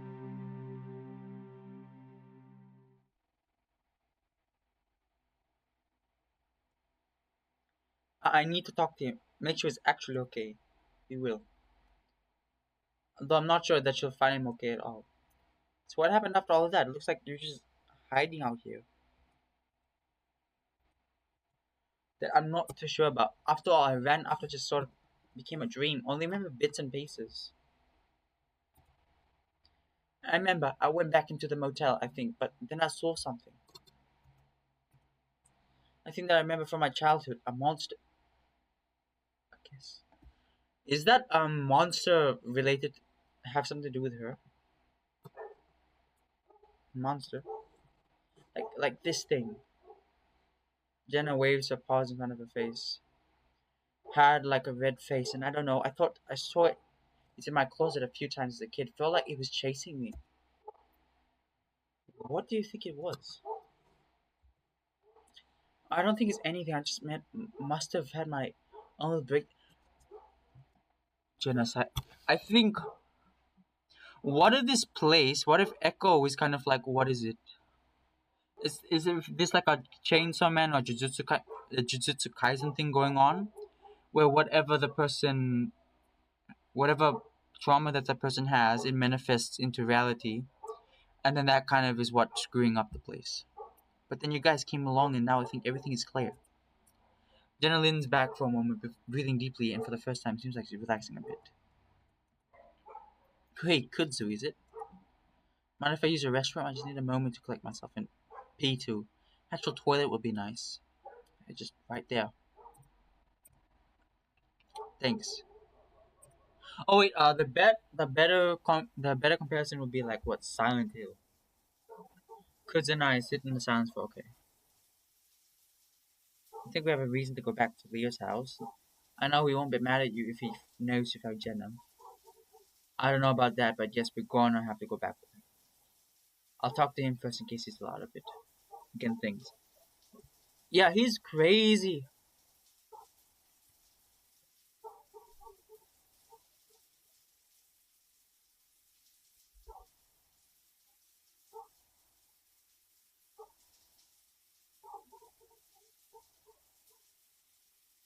I didn't always used to be like this, you know? What? A fucking coward. Scratch my mother up. What? No way, you've been insanely brave. Kudzu shakes his head. Nah, you saw me at Duke's house when you got caught, and then down in the basement when Leo tossed me out.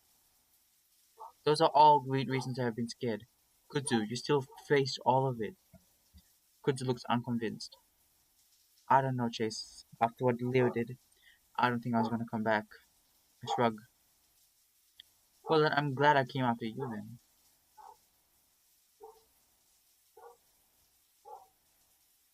I moved to Echo to get away from stuff like this. Honestly, Chase, you have to break things. You have to stop things with Leo. Get him a therapist. Talk to him. Get him some therapy. Be with this guy.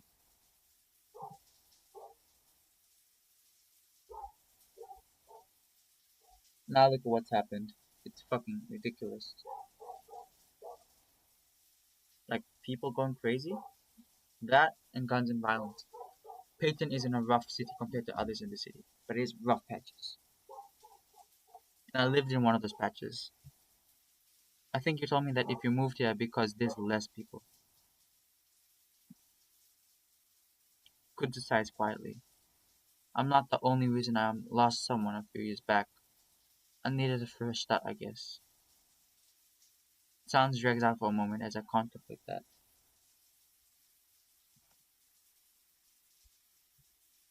My eyes drift to the picture frames by the love seat, the ones where something had their arm around Kunzu. In it, I see a hare smiling just as truthfully as a raccoon next to him, a good head taller than his companion. But now look where I am. I snap my eyes back to the raccoon, not wanting to be caught looking. I don't know what to say. Just settled with it. We're gonna get out. Just gotta listen for that train. Mm-hmm. Kunzu has his eyes closed, so I lean back too. Despite all the shit going on the other side, there's something really peaceful about being here next to Kunzu in his neat little trailer. We sit there a while, listening to the soft rush of running water.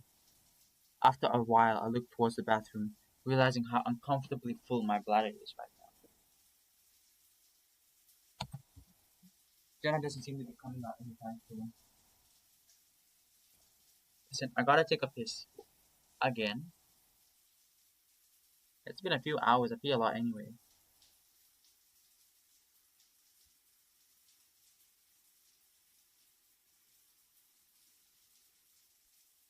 Yeah, we have to sit together. You wanna watch? Kutsu pauses. I'll stand in the doorway, alright? Just go by the side of the trailer. Just make it quick, and again, yell if something happens. I'll find. I'll only be a few feet away. That's actually good that he's watching over Chase. Things happen, it's no wonder. I move along the side of the trailer, back into darkness. Quickly unbutton, then zip down my fly. I start to go where I hear some footsteps behind me. I look over my shoulder. Kudzu, what? And then two massive It's not Leo! Please don't be Leo! Please don't be Leo!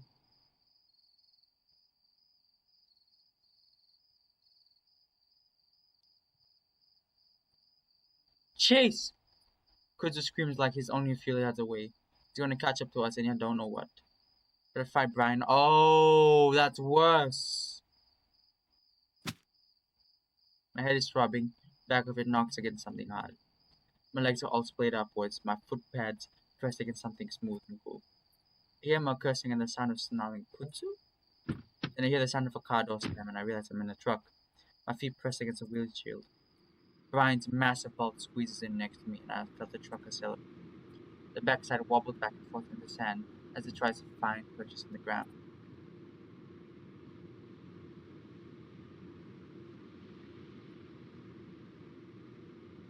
He doesn't seem to be paying attention to me right now with his eyes fixed on me. My heart hammers in my chest. I can't even start to comprehend what's just happening to me. It's real? Am I dreaming? How did I end up fucking things up so badly? Brian takes a hard turn and I almost tumble into it. I'm in a panic. I kick my feet against his side, keeping myself upright against the door. Big Bear grunts and I glances at him. My eyes back to the door. I quickly draw my feet, pressing my knee. Okay.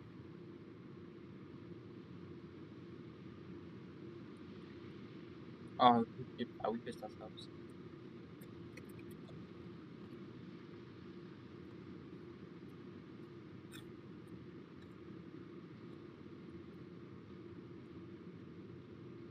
So we've been kidnapped.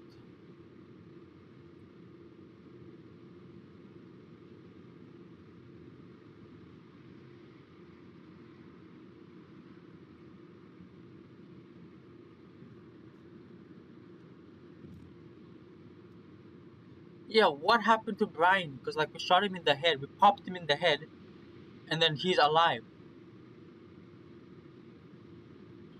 Oh wait, do that again and I'll knock you out.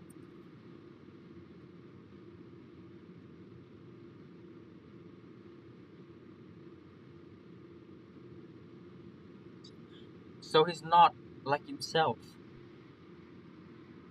His eyes out around the glow of the headlights, the fur all of his face made it out from sweat.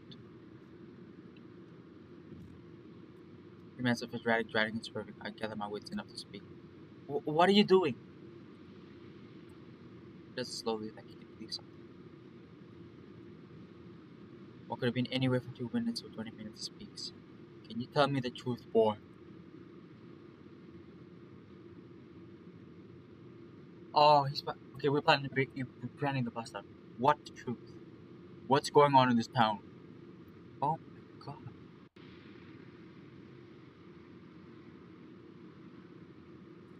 I already told you to have no fucking clue. You weren't there.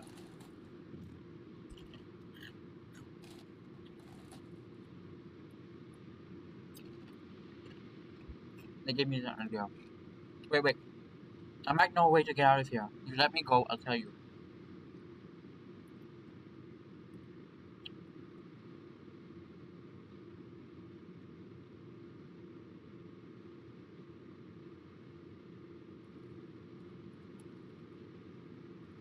Escaping isn't gonna fix any of this. We're all gonna see the same shit.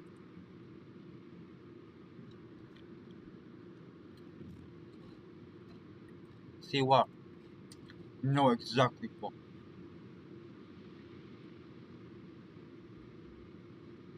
You know exactly what I'm talking about.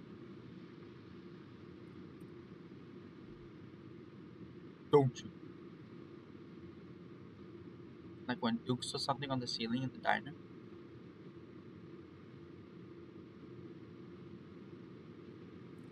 That's exactly what I'm talking about, Arthur.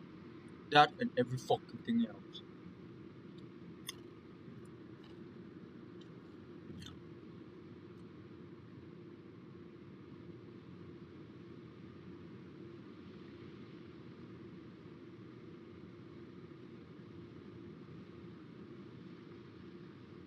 I've been seeing shit for a long time.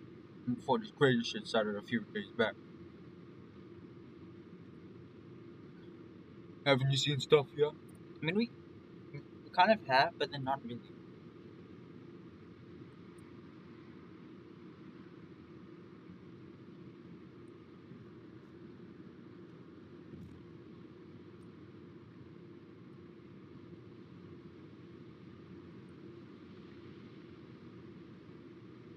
Maybe, but my parents, my friends, they haven't really seen stuff. TJ. Yeah, no, TJ and Carl. And Leo's going crazy as well. Only since shit if there's a reason to. I don't know what it is either, but from what I've seen, it's a combination of shit experience and being an echo. Yeah, I think it's like a Silent Hill scenario where it's like the person's trauma and guilt is manifesting. Ryan's calmed down at least, but it also means that we're definitely deep in the mountain at this point. The road having turned gravel. When I was a kid in Peyton, I didn't say shit, but I had a pretty fucked up childhood. Mom left when I was 6 because my dad was a piece of shit. She knows she's a piece of shit for leaving me with him. Oh no, and that's why he's the way he is. Anyway, you know what my dad told me? He's gone.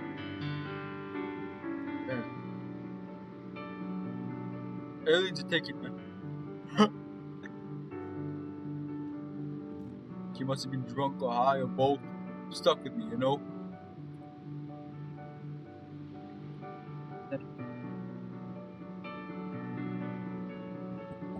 When I was a teenager at 87 or so, I got myself a boyfriend. Well, fuck buddy. Kind of hated each other. Talked too much, but nothing good. Okay. Something weird happened. My second or third trip out here.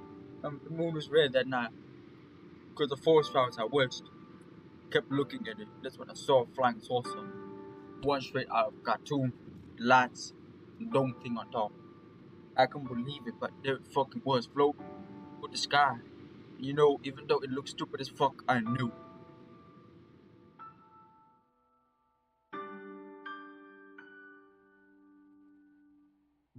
I knew I saw it, and it was fucking you. I just knew it. That night was almost every night after I wake up and I could move, and aliens would be around my bed. There was this one alien that I knew was my mom. She didn't look like my mom. She looked like an alien. I just knew it. She'd do these things to me. What the fuck?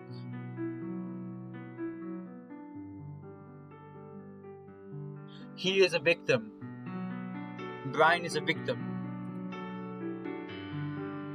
This is like, oh man, this is just so fucked up. So Brian is being assaulted by his hallucinations. So the reason why he did that to us is because he wants to take it out on other people. Fuck you, good. I blame my boyfriend. Bring me to Echo, so I wasn't sure that's where the evil came from. And then you outed him. Stop the dreams though. I feel like this is a parallel to our relationship with Leo.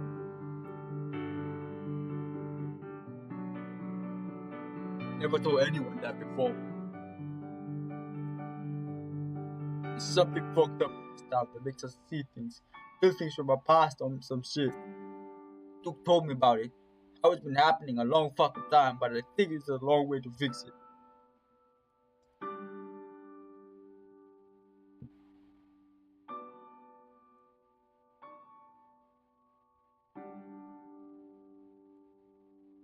And if you help me out with this, we're done with it for good. Puts me off roughly. My legs are like rubber when he sets me on the ground. Holds me up easily with his paws on my arms. You promise me to help, and let you go and be free of evil, okay?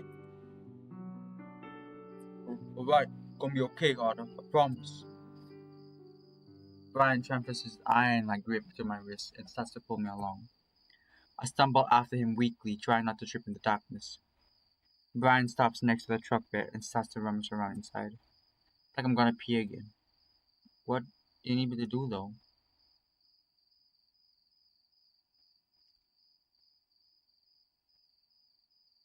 It's a maglite.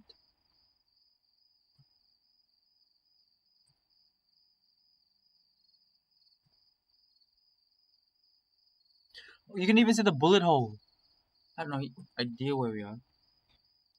I need to get something in a place that's too small for me to squeeze into. I need your help to get it, okay? But what is it? Anyway, made me think all these ghosts and UFOs, monsters people see in the wood, think they're all connected somehow. Yeah?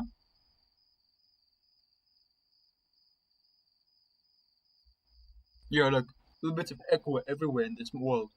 Some smell like a house, some smell like a house. I wonder if this is what happened to Carl. That makes sense.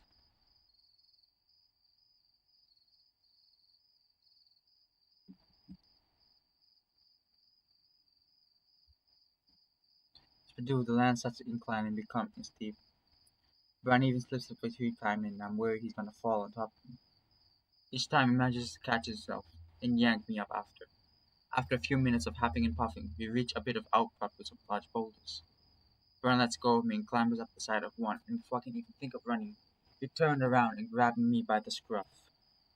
I squeak as I lifted up into the air, feeling like a pup again before I sat down beside the bear. Brian looks around, keeping a hold of my wrist as he does.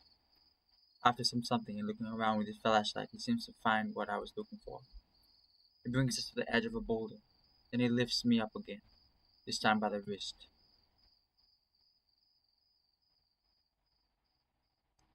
Kick around for a moment before he lowers me slowly into a dark, spacious hole. Start to wonder if he's going down for a while and I panic. For my feet touch down on soft, cold dirt. Musty, cold air wafts from the black space in front of me. Immediately, Brian drops down next to me, snatching up my paw again. He shines a light into the dark patch in front of me, and I see what looks like a narrow tunnel burrowing to the side of the incline we're on. What is that?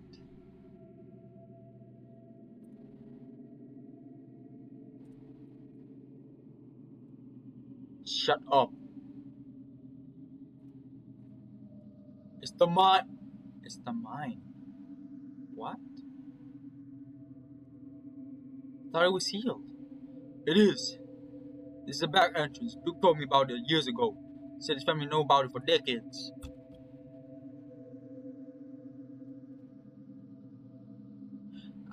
From what I know, Smoke Rooms is like the prequel to Smoke Rooms is the prequel to Echo, and Arches is the sequel. Hang on, it's been a while. So I'm wondering if the person that's here is a character from the Smoke Rooms. Don't know where to go.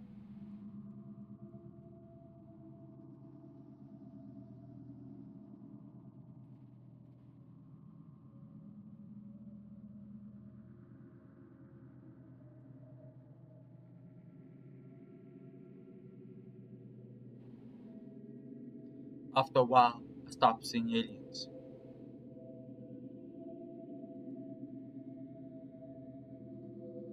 No, I just see people. Oh, that's what kind of people? People you know? I try to keep Brian talking while I think. At some point, he's gonna have to let go of me again, and then I'm gonna have to make a run for it no matter what. Kunze probably saw which direction we drove off in. Probably went to leave to get the car. By this point, I doubt they're gonna be able to find us. At least not this time. We went into the mountains, probably through some back road that none of us even knew existed. Brian took me through hundreds of yards, a desert to find a tiny opening behind some boulders. There's no way we're gonna find me here. I'm on my own. Well, I see just one person, but the person changes every now and then, depending on who it was I last knew.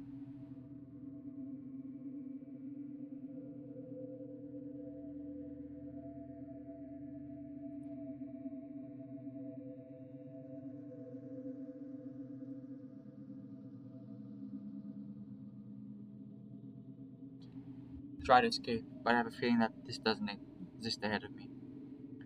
It's like I'm being trapped. Can't explain it, but I start to get a terrible feeling that something's awful is waiting for me at the end of this passage. Then I start to smell something. It's old and almost covered up by the dust and mustiness, but it's definitely there. Sweet and sick, something's rotting. It feels like an ice water is poured down my back and I freeze, only to be given a shove by the bear behind me. I fall forward into a wider opening. The smell entombs me and I know without looking that I'm surrounded by death.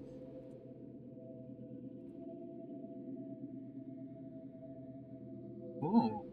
So on the side of the road I saw some roadkill and just passed by. I could see what the white maggots writhing through the ew.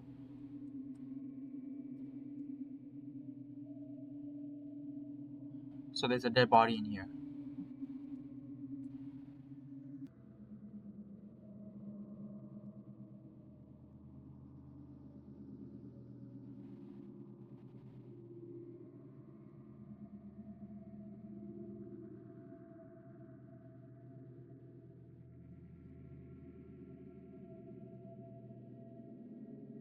Okay, so it's forcing us to explore the cave, okay? God, you're such a useless piece of. That makes me question, if is this our consciousness or is this the thing that is possessing us or something?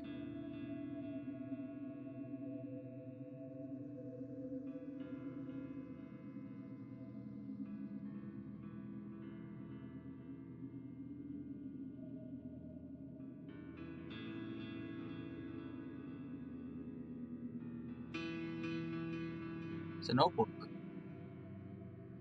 To be fair, I didn't expect the bear to be literate. What are you doing? You know exactly. I don't know what he's doing! Brian ignores me and he continues to search for something. I whimper softly at the back of my throat. But please, I'm about to be murdered and you just beg for the bitch. Shut up! I can't help it as I hiss through my teeth with a goddamn voice. I don't need to hear it, especially now. Brian stiffens and turns around. What?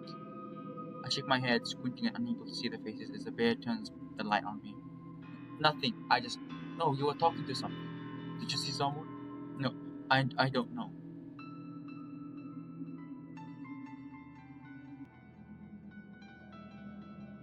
I was the same way as you. But tell you something, bro. Knowing it ain't gonna make it go away.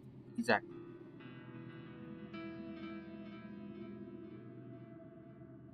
A smooth stone. Then he drops it off to the side and looks back at his book.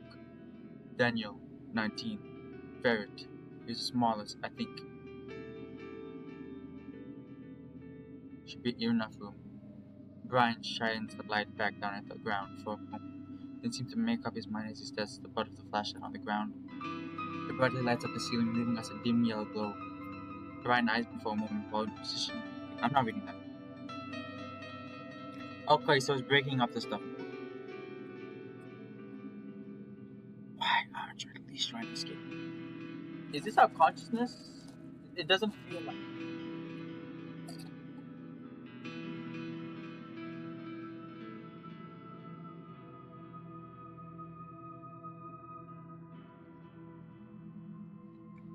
Because you are a coward.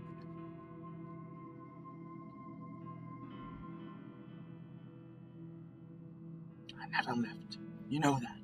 You felt me even though that you left the town. So he's Chase has been like this since when? Probably.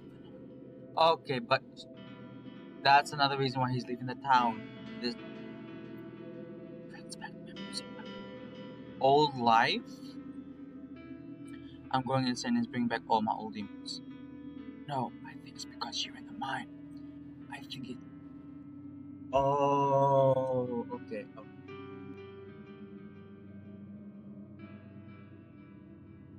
It's starting to be more natural. But I was a real person. Sometimes I even doubt I am that person. Struggles to fill the back of my brain. More like what do you call it? A simulation. Oh, stop pretending I'm not here. You can feel me. You felt me looking over your shoulder since you got here. I let my head thump against the knees. Maybe that's why Duke was after us. Really, ever since. How does he know that?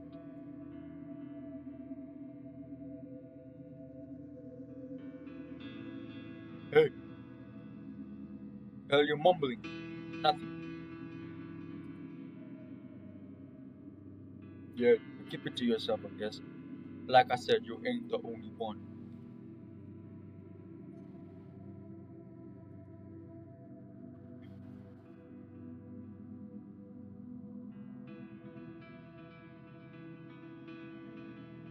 After Rachel back there, things got way worse than it. So at night, crawling on my ceiling, picking up from under my bed, staring at me from my window. So the Duke drove him crazy, turning him into a speed addict. Not that I'm mad, he was always my most reliable customer. Should you though? Who's Rachel? Duke's what? Oh, okay.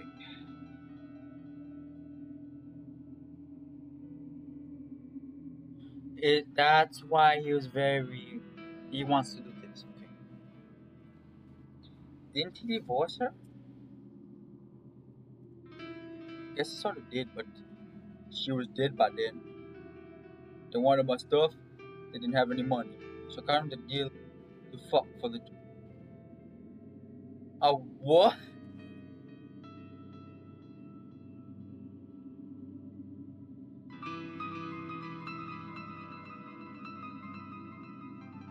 What?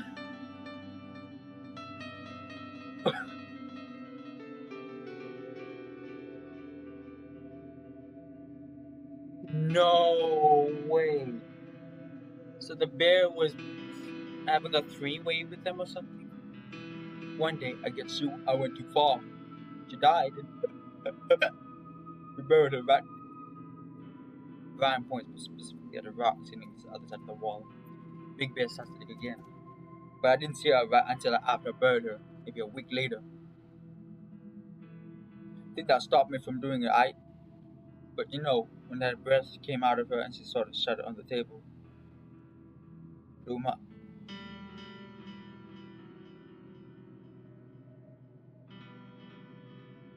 Oh, you want him to keep. I don't want him to keep talking. Probably wondering why I'm telling you this. Think I'm crazy, but I don't know. I feel good to tell someone that my own therapy order.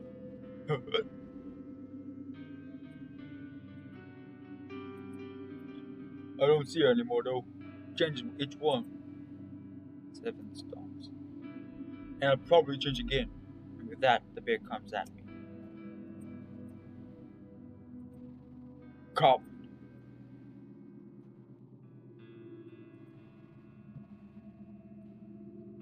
You already knew.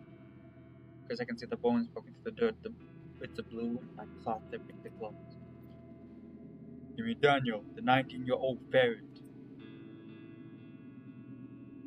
Just, I feel like me telling all of this to you, and you're being nasty so far. You don't come back to my apartment, just move on.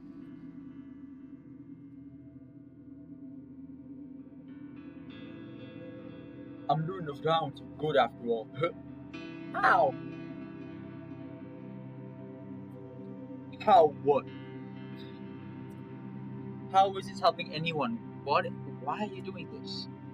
A few seconds go by and I'm sure I'm about to hear the crack of the pistol. The last thing I'll ever hear. Brian sighs. Again, Frank should tell everything so you know. You don't have to come back and fuck with me. But dude, he said all this time when we came back. Thought you had no idea why. I'm not saying it, are you sure? This keeps happening. I'm sorry. Remember, this is for the good of the town.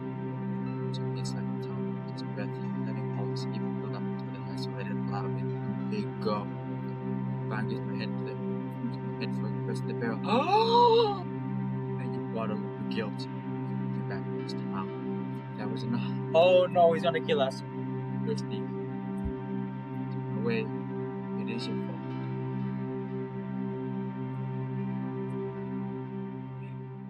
I say it to you. Look to the right. I glance to my right and I see something standing in the entrance of the hollow. It's faint, either because of the dim light or because the thing itself isn't quite opaque. It's tall, white, and gangly, and its long fingers literally touch the ground. Its face is heart-shaped by the whiteness of interact. Okay. What the fuck is that?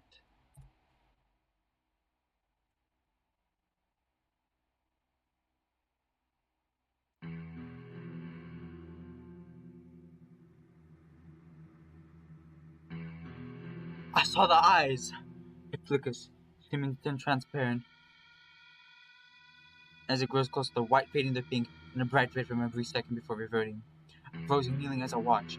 Brian backs away and I promptly step to the flashlight, the light carrying slightly, and I lose. Go over to see Brian fix the cylindrical flashlight before he comes down hard. It's extinguished and I can't see the thing or Brian now. I hear him though. He lets out another screech of pure fury like a wounded animal. I hear something else too. A voice that's also high pitched, babbling something fast and senseless. It's like a tape recorder being rewound. Brian's screech impossibly turns up a notch and I see forward. What the fuck? Where? It's taking a back. What? We live in the city. Yeah. We live outside the city. You didn't tell me that. Just go back to the club. But pull the fuck over. Let me. What is this? Best not be doing that. Hey, get off me! I guess been scrabbling out of the grave, gagging uncontrollably. Once I'm out, I curl up on my side, drawing my knees again.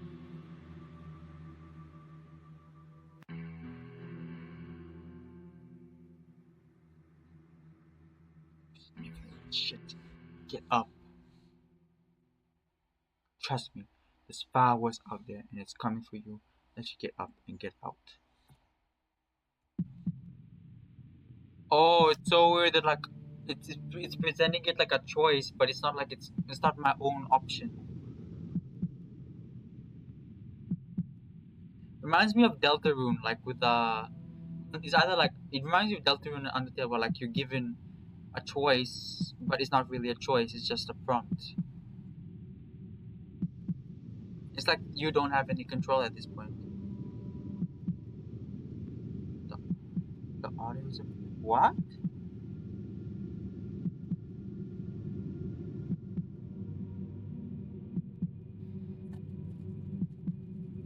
The main time. Who? You? We're not talking in the first person anymore. We're talking in the second. You remember this place. You also know the town's like the back of your hand. With black.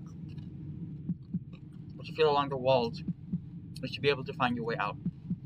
You head to the right, down towards the edge of the main tunnel with your right hand dragging along the wall.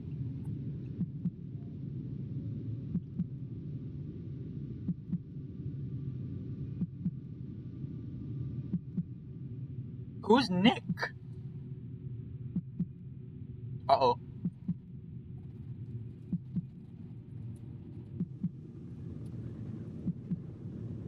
Brian just experienced that. Wait, is this one of the Otter's demons or... Wait, hold up, I'm very confused. We're playing as the guy that's possessing us now, right?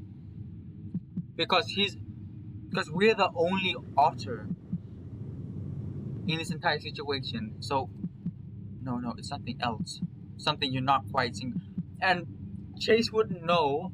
I'm assuming Chase wouldn't know about how to get into the mines or how to escape.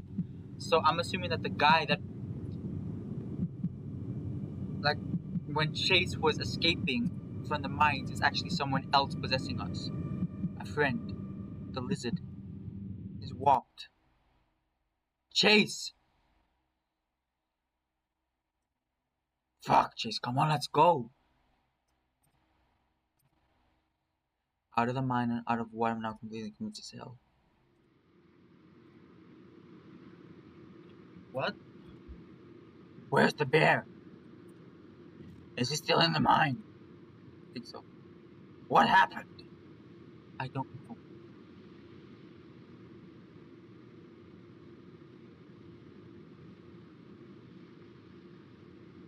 Chaos. What? How did you find me? I went to Leo's house. Found all of you guys there. Except you, of course. Just waiting?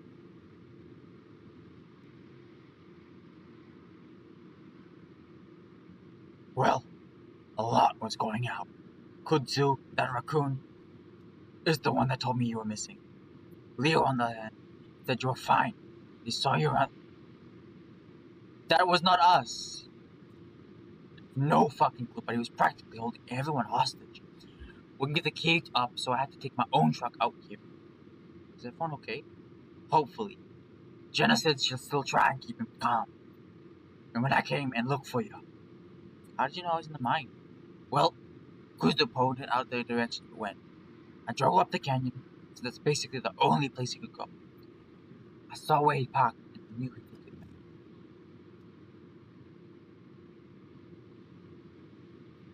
Does it really matter? Either way, I know a lot about this town. What? Where the hell have you been? Hell have you been this past week? Oh, the town hall, managing stuff. Like everything going on. I tried to find you guys at the hotel, at Carl's house, but I didn't see anyone. Assumed you tried to leave. So are we gonna go back? Yep. Then what? Well, they were saying something about a train, so I assume we're trying to get out of the way. Sounds like you already found out you can't drive it. Yeah.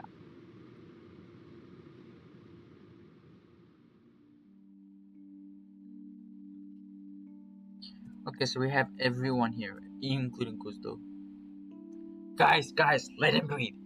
I don't think he's up for talking. Yeah, at least Flynn is being considerate.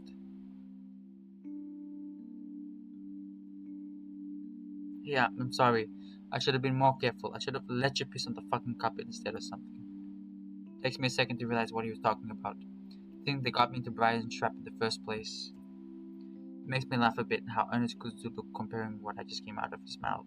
I realize I don't want to hug him really, really badly, so I do. Feel the raccoon stiffen up for a moment, then hug back.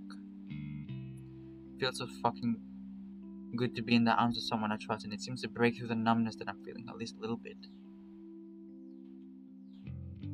Aww. It's a group hug.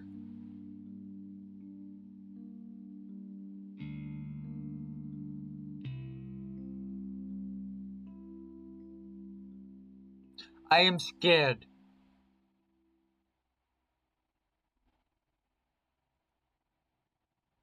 What are you doing? T. No one says anything. What did you do to TJ? I'm back. Brian took me to your friends. Back. No way, you were in my room and I asked for a pillow. We were. His glare turns on to Kudu. Have they been telling you to say this?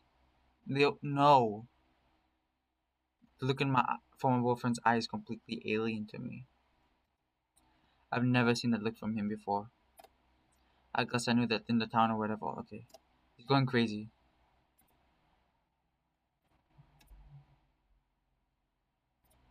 Chase, come here. I don't move. You, Chase, I said come here. Leo, what the hell?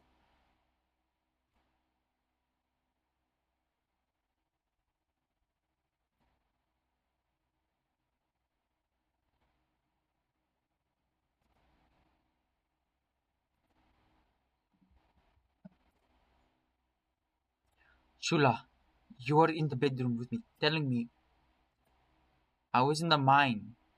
Leo, with Brian. Leo stares.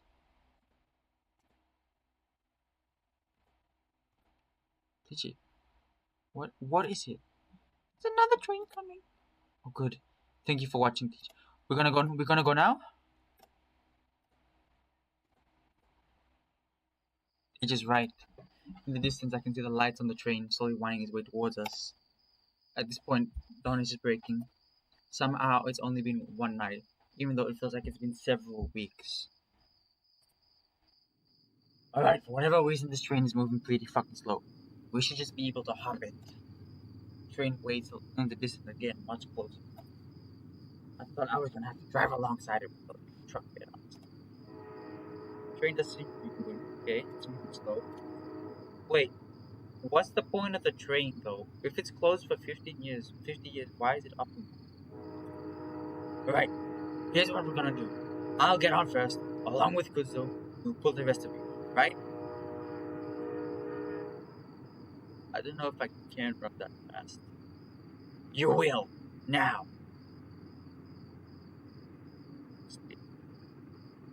Hey, what is it? Listen to me. Everything you said at the house, did you mean it? What did I say? What you said about loving me, wanting to be with me forever. You meant that, right? What? What the fuck? Why are you acting like you don't fucking remember? Oh my god, Leo, let's get out of here. Yes! No! Then tell me now, are you going to stay with me when this is all over? Talk about this when you get off the train. Yeah, exact. No, I want. Leo! I want to. You dumbass. Just tell the truth. That is all I want.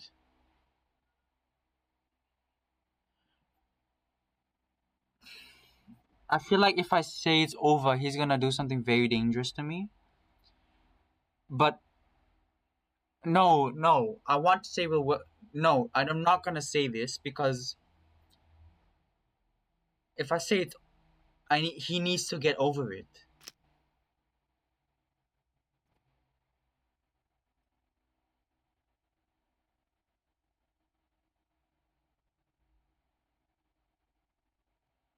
No, Leo.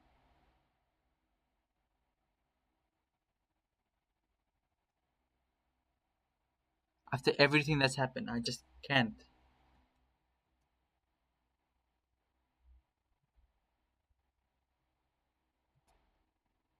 Yeah, it's for Kudzu.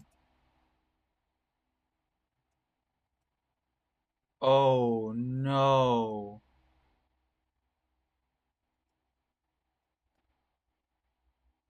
What the fuck?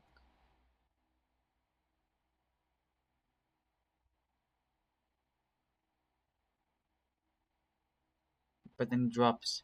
For his arm which hangs loose by itself once more than the guy. Okay.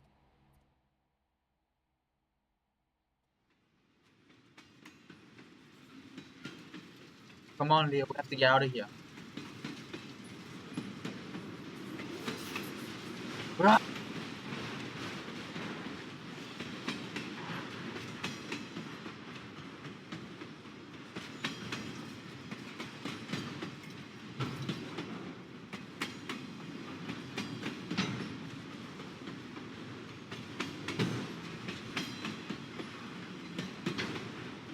Good too.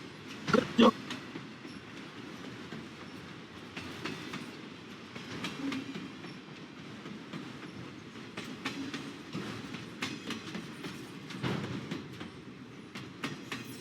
Okay, okay. Okay, we're getting everyone on. Getting everyone on. Okay. But past cuts from Ram already loses steam. Calls after me on a horse and drags me. Sit on my leg. Okay.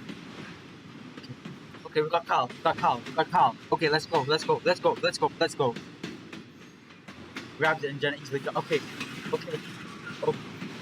Okay. Then grabs DJ please every time. Please, please, please, please, please, please.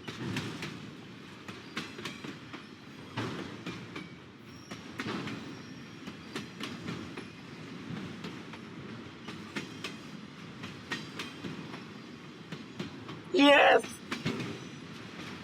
Please, for the love of God, please let me do this. Please! Plus, he's a production graphic.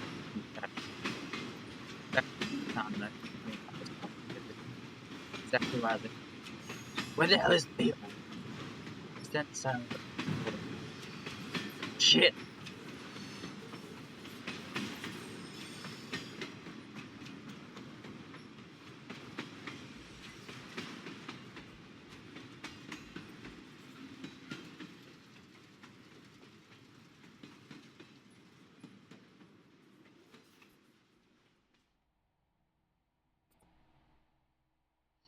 Someone who protected me, being a friend to me, guided me through the worst spots of my life. Someone who always emphasized togetherness in the family, who would always vow to protect and stand by my side. Though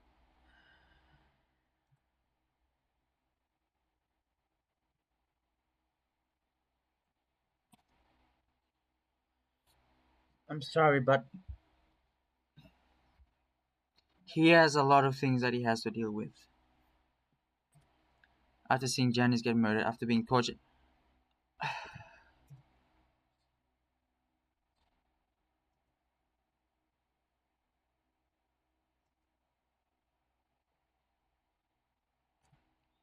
He needed help and I just abandoned him.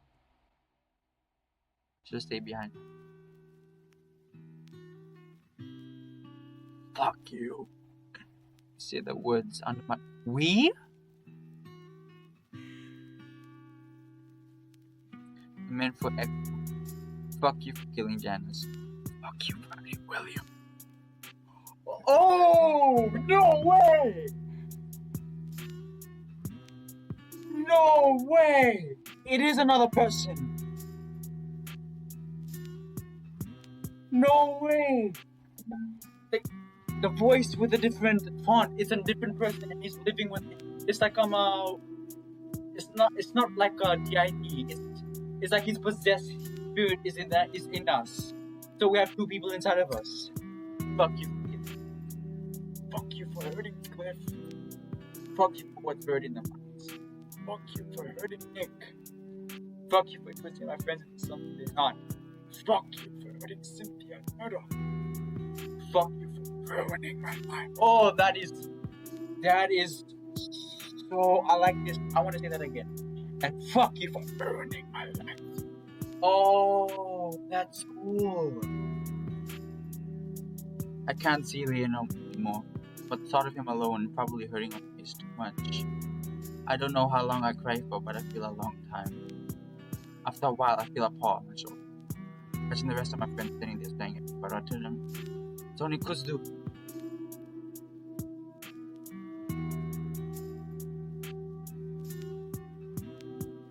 Sorry. Don't be. Do you want to get up? The rest of them went inside. Give me a sec. Because I feel like the thing is, if we let Leo with us, there'll probably be something where where he'll force us to be with him, or he does something where we get killed.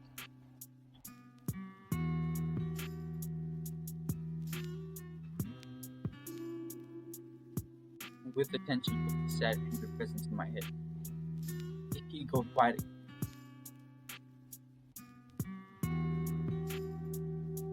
After a few moments of silence, he speaks. You know that someone I lost a few years ago? Yeah, who is it? Oh, he's gay as well. Hey, Chase! Listen to me. Start a relationship with him. Start a relationship with this guy. He looks a lot more healthier than whatever Leo was going through. That strange feeling of wanting to jump was at the back of my brain. One night we walked alone like we used to did. Got mugged. We should have given him everything. But my boyfriend, of course, stepped forward in front of the guy. Got shot.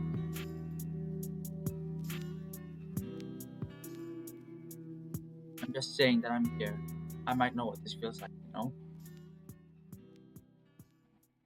I mean, he didn't die. Breaking up can feel like that sometimes, I guess.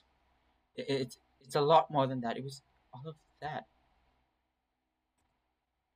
Feeling like I lost him right where we got away. We're gonna get people. Yeah, I hope so. I hope that is the case.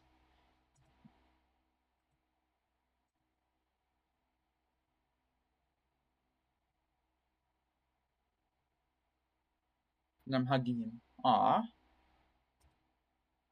Into him. Aw, that feels so nice, wholesome. I pull back. Alright, we should probably go in. I don't think it's safe. Yeah.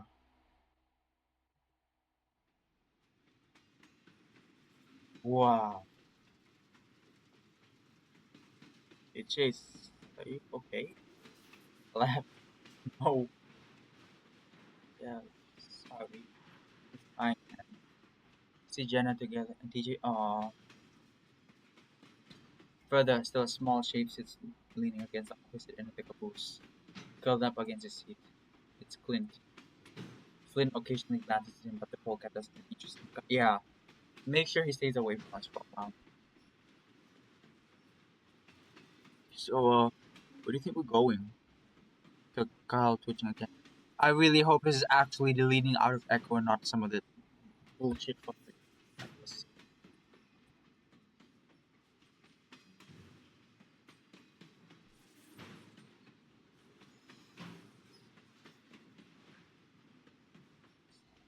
Soon enough, though, the darkness of the caboose is illuminated with occasional faces of light.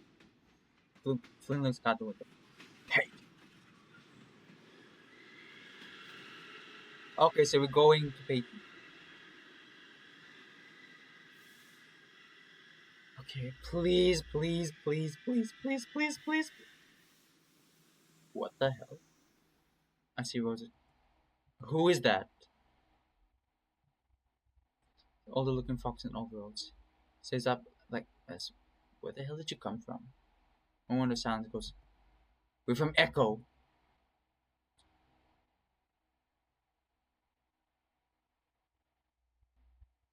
Is this it?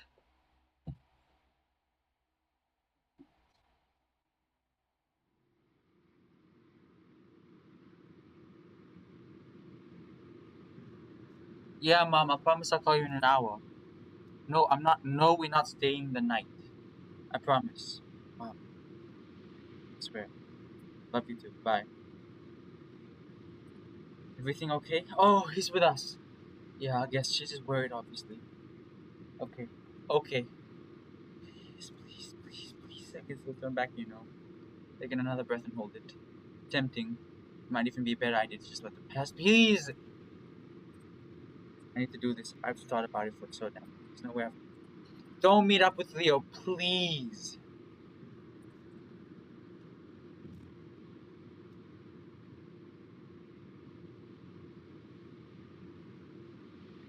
I'm gonna skip. I'm gonna skip. I'm sorry. I just need to see. I need to. Can I get a kiss?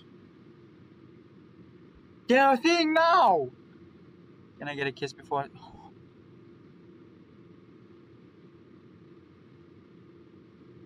They're a thing! Okay, I really, really hope that he's really mellowed the fuck down. Hey, how's it going?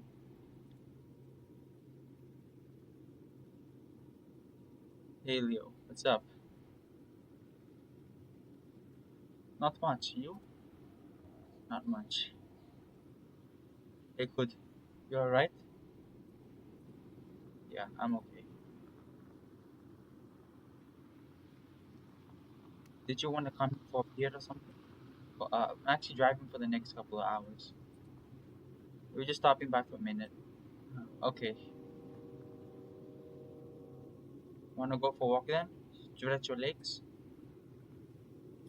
Just leaving the decision up to me. At least that is that is what needs to happen. You want to come, good? You too, go ahead. I prefer the AC. Alright, cool. I really no good, please come with us. Wanna walk over there? Sure. It's been 2 damn years. A little bit. Spent a lot of time with my parents. I'm moving back with them right now, actually. Oh, yeah? Yeah, it sucks. But honestly, I can't stand all the vultures scavenging around for stories here. Sounds like it, but at least you'll be around other people, right? It's officially a ghost town. Leave the fucking town! Leave it!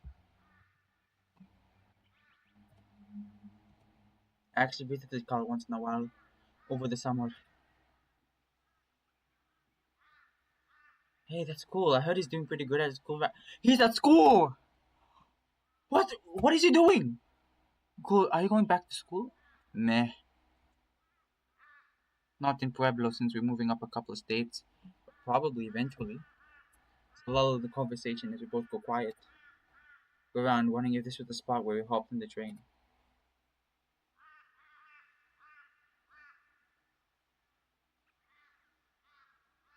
Oh, that was so lucky. I'm sorry, man. Are you okay? Hmm? I mean, have you been doing okay? Are you happy? Not really. Are you?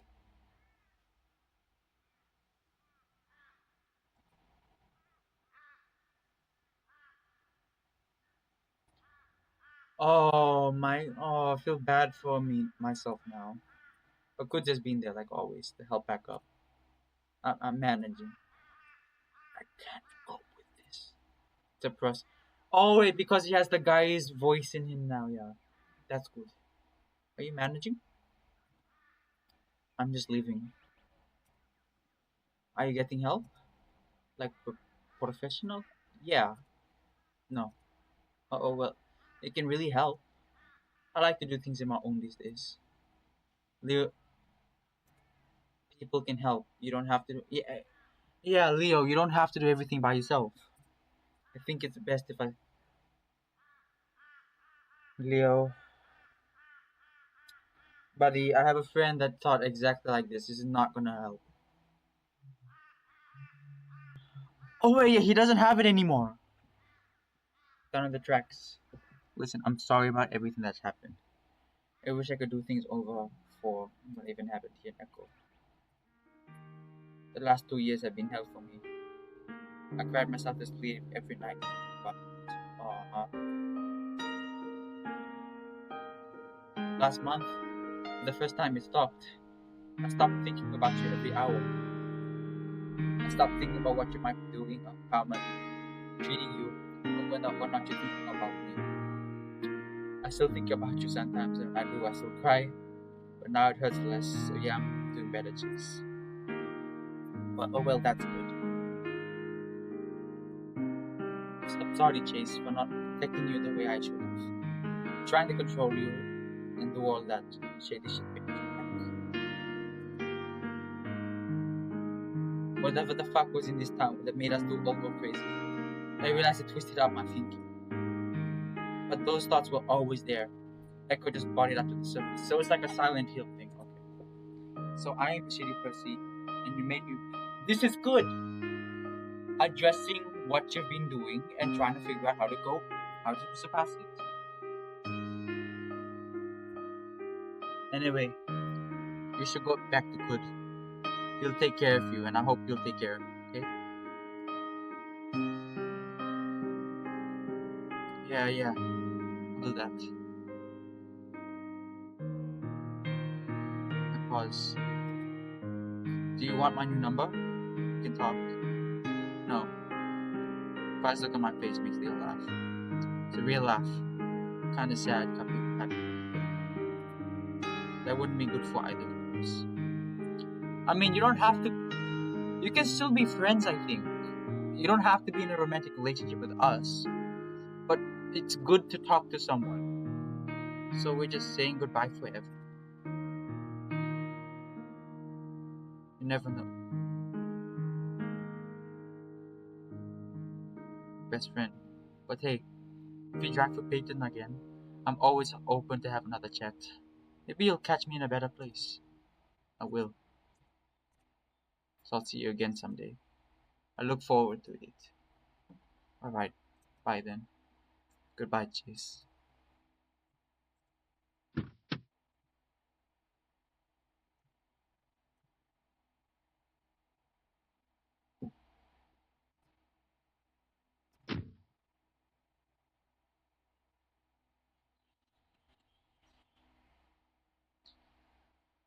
I'm so.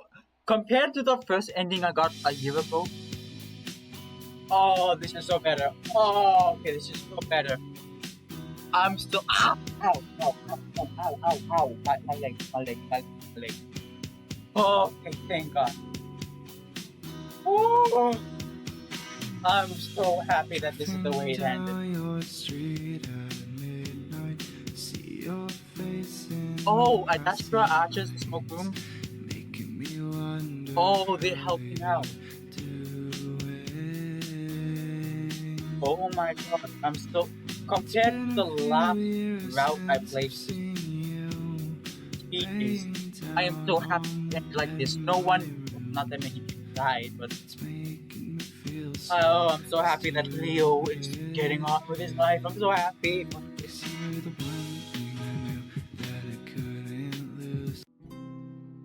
Oh, I'm so happy. Oh, I'm gonna have to leave it from here. I am so happy we completed Leo's route and nothing bad happened. Modimanda, see you.